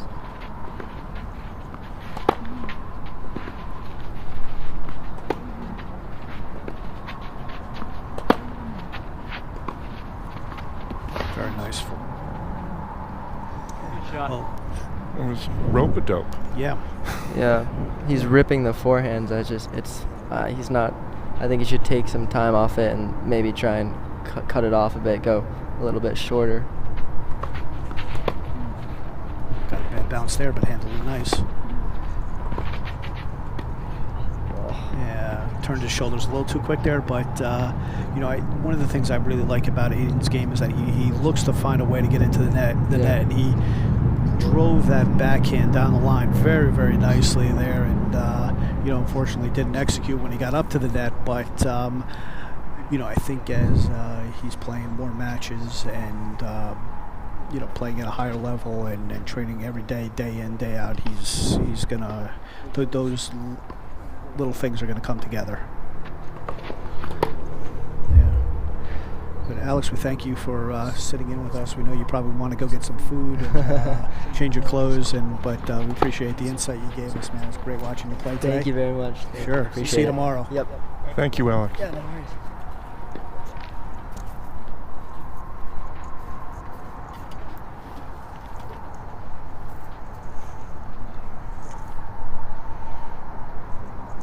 So now we're at Williams serving at 40-15, up 2-1 in this second set.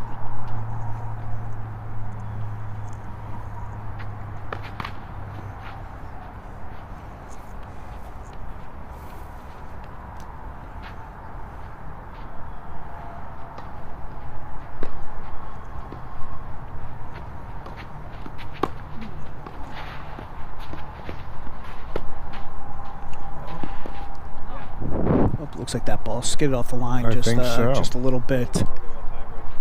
I'm sorry? So we're going to court 8 between Petch and H.Cacciatore is now going to a tiebreaker, third set tiebreaker. So for the 7th, 8th place playoff there.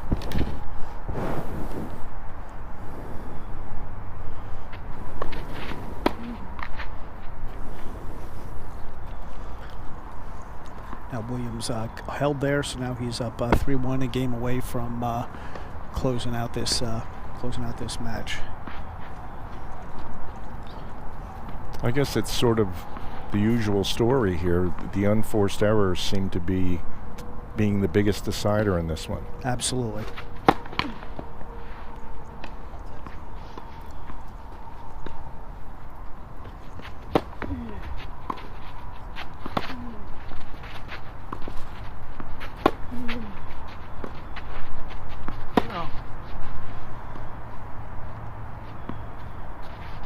A 15 love for Reilly.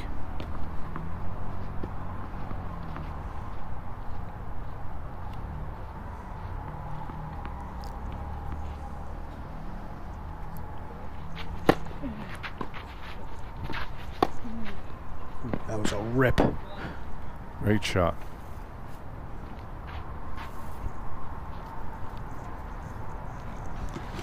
This is one of those moments in a match where a player becomes particularly dangerous, because I think Reilly is saying something like, I'm probably going to lose this match. I'm just going to start going for it and see if I can string something together. You might be right. Well, one of the unique things about tennis is that there's no clock. You can't just run out the clock. You have to actually close the match out, and that's always a very tough thing to do. But Sorry. that's not volleys like that aren't going to keep him in the match, unfortunately. So Williams. So going back to what I said before about volleys, you see, that wasn't a volley where you could say it was extra action or anything else. That was just like he just missed it. You know, like once every 5 years, maybe you missed that one. I don't know. I seem to miss it more than once every 5 years. Well, maybe now. I mean then.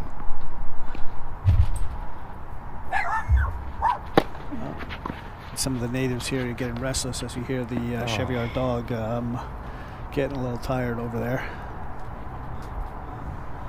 So now we're at 30 all. With what a dangerous position here for Reilly. He's really got to come up with some goods here on this point.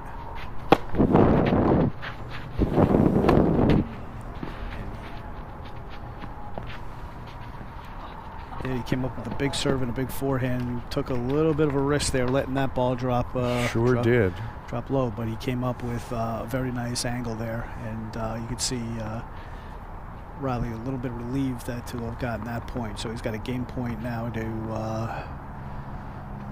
tighten the setup a little bit. And comes up with an absolute monstrous serve and then a bigger forehand. So now Williams will serve for the match. So the pressure's on Williams now to close out the match. Well, here's where Reilly knows one thing: he's not going to get served off the court here. Yep. He's going to be in this game and probably have a chance if he can string together a few more shots. That's right. That's exactly right. So we're going to move over to court 8 for a couple minutes as you see that H.Cacciatore and Nicholas Peach are at 5 all in the tiebreaker here. Or it looks like, 6-5, Cacciatore up serving now to Peach. And Peach is a really strong kid. And you see how he hits that backhand, moves into it, just absolutely wallops it. But Cacciatore being the more, looks like the steadier player. But Peach comes up with a really nice point there. A really good-looking high backhand volley. That was not an easy shot. So now we're at 6 all tiebreaker here, and but we're gonna switch back to Williams Reilly with Williams serving for the match.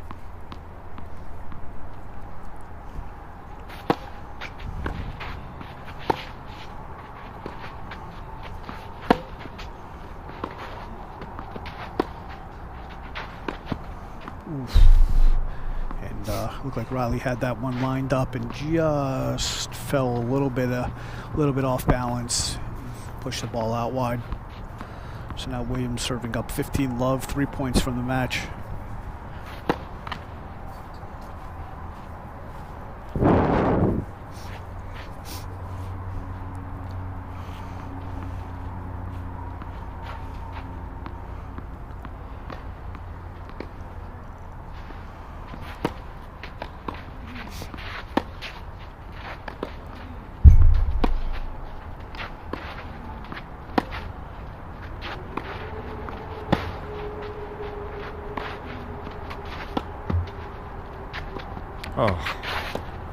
Oh, a couple of bad bounces there. I thought but that forehand slice was in the net. Yeah, Just so did made I. But Reilly handled it nicely, and off a bad bounce, he got a bad bounce, and Williams got a bad bounce because Williams was setting up to rip that ball cross court. And you know, the court, we've been playing on these courts for a little while here. They're a little bit dry. You can hear the guys sliding a little bit more over it, but that's what happens on a hard shoe court later in the day. So Williams now serving at 15 all, up 3-2 in this second set, up 1 set to love.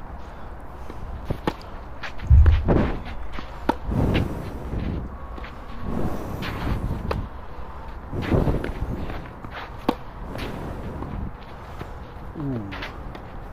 Oh, Williams gave him the... Goes back to a little bit of the sportsmanship here before that. Williams just, you know, I thought he was going to call that ball out. I thought it was out, but I couldn't tell. Williams gave it to him, and Reilly got a little bit of bad luck on that net cord. Yes. And the ball just floated a little bit wide, so now we're... oh, it was wide off the net cord? I believe it was. So... I don't think he called it.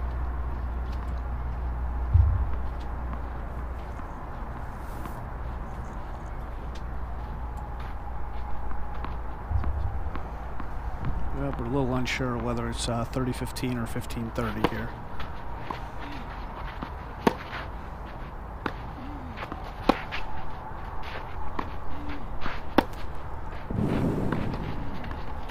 Oh, what a beautiful backhand there by I'm Reilly. calling 15-40.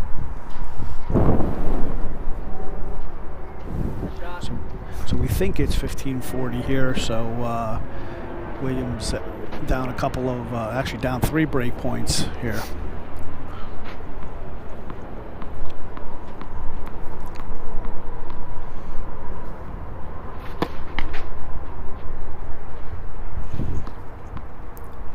Move it. He heard you again, Bob. Yeah. I'm coaching the guy. I mean, it's part of his success out here, I think, is, you know.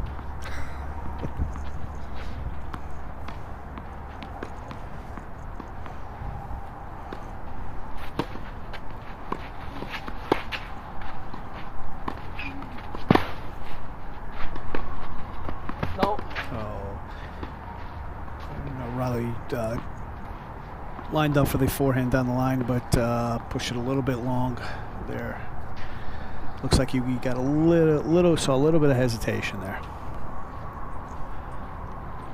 So now we believe it's 30-40. It's either 30-40 or 40-30, so it could be a match point here. It could be a break point. Well, and Williams pushed that just a little bit long. Did look like it floated just a little bit long. Up, so it's now deuce. Okay. So I was right. Again. I'm just saying, Bob. I was right again.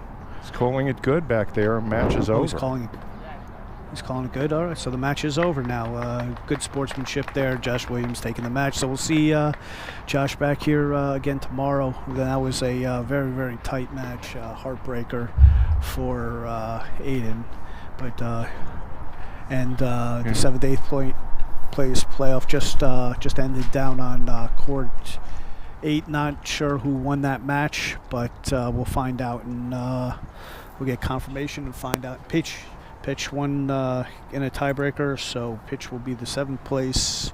H.Cacciatore will be the 8th place, and we'll see. Looks like we'll see Josh Williams play Visser tomorrow in the finals of the back draw, I believe. Is that? It wouldn't be the finals because the loser of Gary's match. Well, it'll be the finals of the back draw. No, because Gary will, or his opponent will go correct. into the back draw. You're correct. So it's the round before that. Then. Well, let's take a look at can we take a look at the draw sheet? Yep. Well. Okay, so we're taking a look at the draw sheet, but it's not up to date. So Visser will advance, and Williams will advance. So they'll play the back draw match tomorrow, and the winner of that will advance to play the loser of Gary Kushnirovich and Henry Ruger. So, man, an exciting day of tennis tomorrow. We've narrowed the field down in half here after a long day of tennis here at Chestnut Ridge Racket Club. And do we want to talk to anybody? Should we talk to Josh? Sure. Maybe? Okay. He's right behind. Let's see if we could grab Josh Williams for a little interview. Looks like he's getting a little bit of nourishment into his body after a long day of tennis, but we'll try to grab him so Bob can do a little interview. And we just got Josh's attention. Josh. Oh, can you grab that? So we're going to see if we can get. We're done broadcasting for the day. We're going to do one more short interview. Yeah. Mm-hmm. We're on the. We're actually on the air right now. Yeah. So, we're going to try to ask. Nope. We're going to ask Josh Williams a few questions here.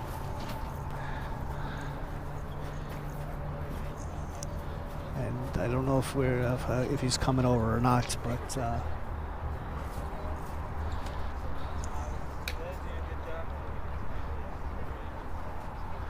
Come with us, please. Hey, Josh, how are you? What? Good. Why don't you sit down? Just hold that little microphone, if you don't mind. So you've met Brian. I'm Bob Schewior. Pleasure to meet you. Nice playing. Josh probably doesn't remember this, but when he was younger playing at New Rochelle Tennis Club, it was Johnny Gallardi's program.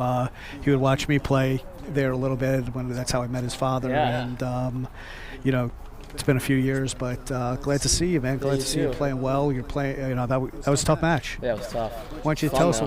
It's fun. Yeah, this is your second year playing in the event, right? Year, yep. Could you hold a little yeah, closer? here? That'd be Good? good. Okay, Thank yeah. you. Yes.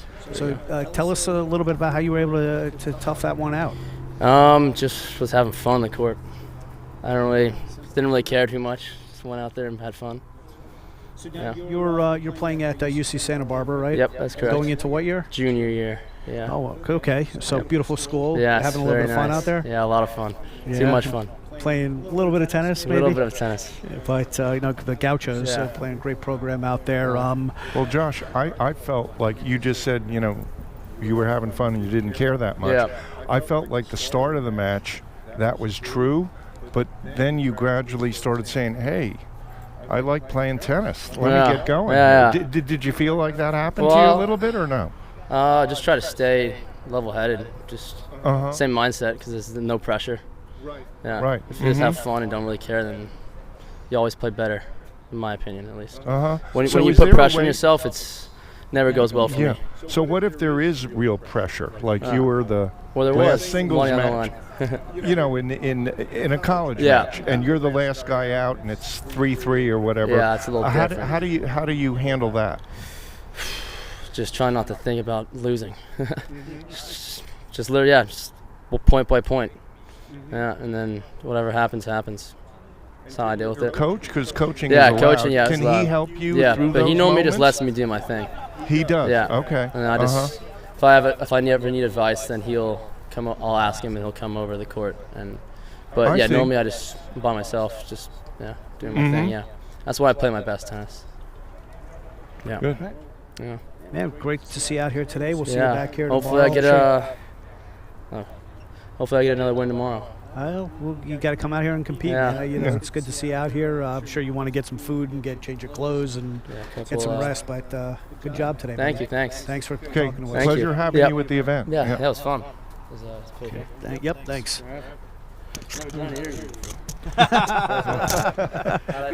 You did great, You man. did great. Yeah. All right. Well, See you guys tomorrow. take care.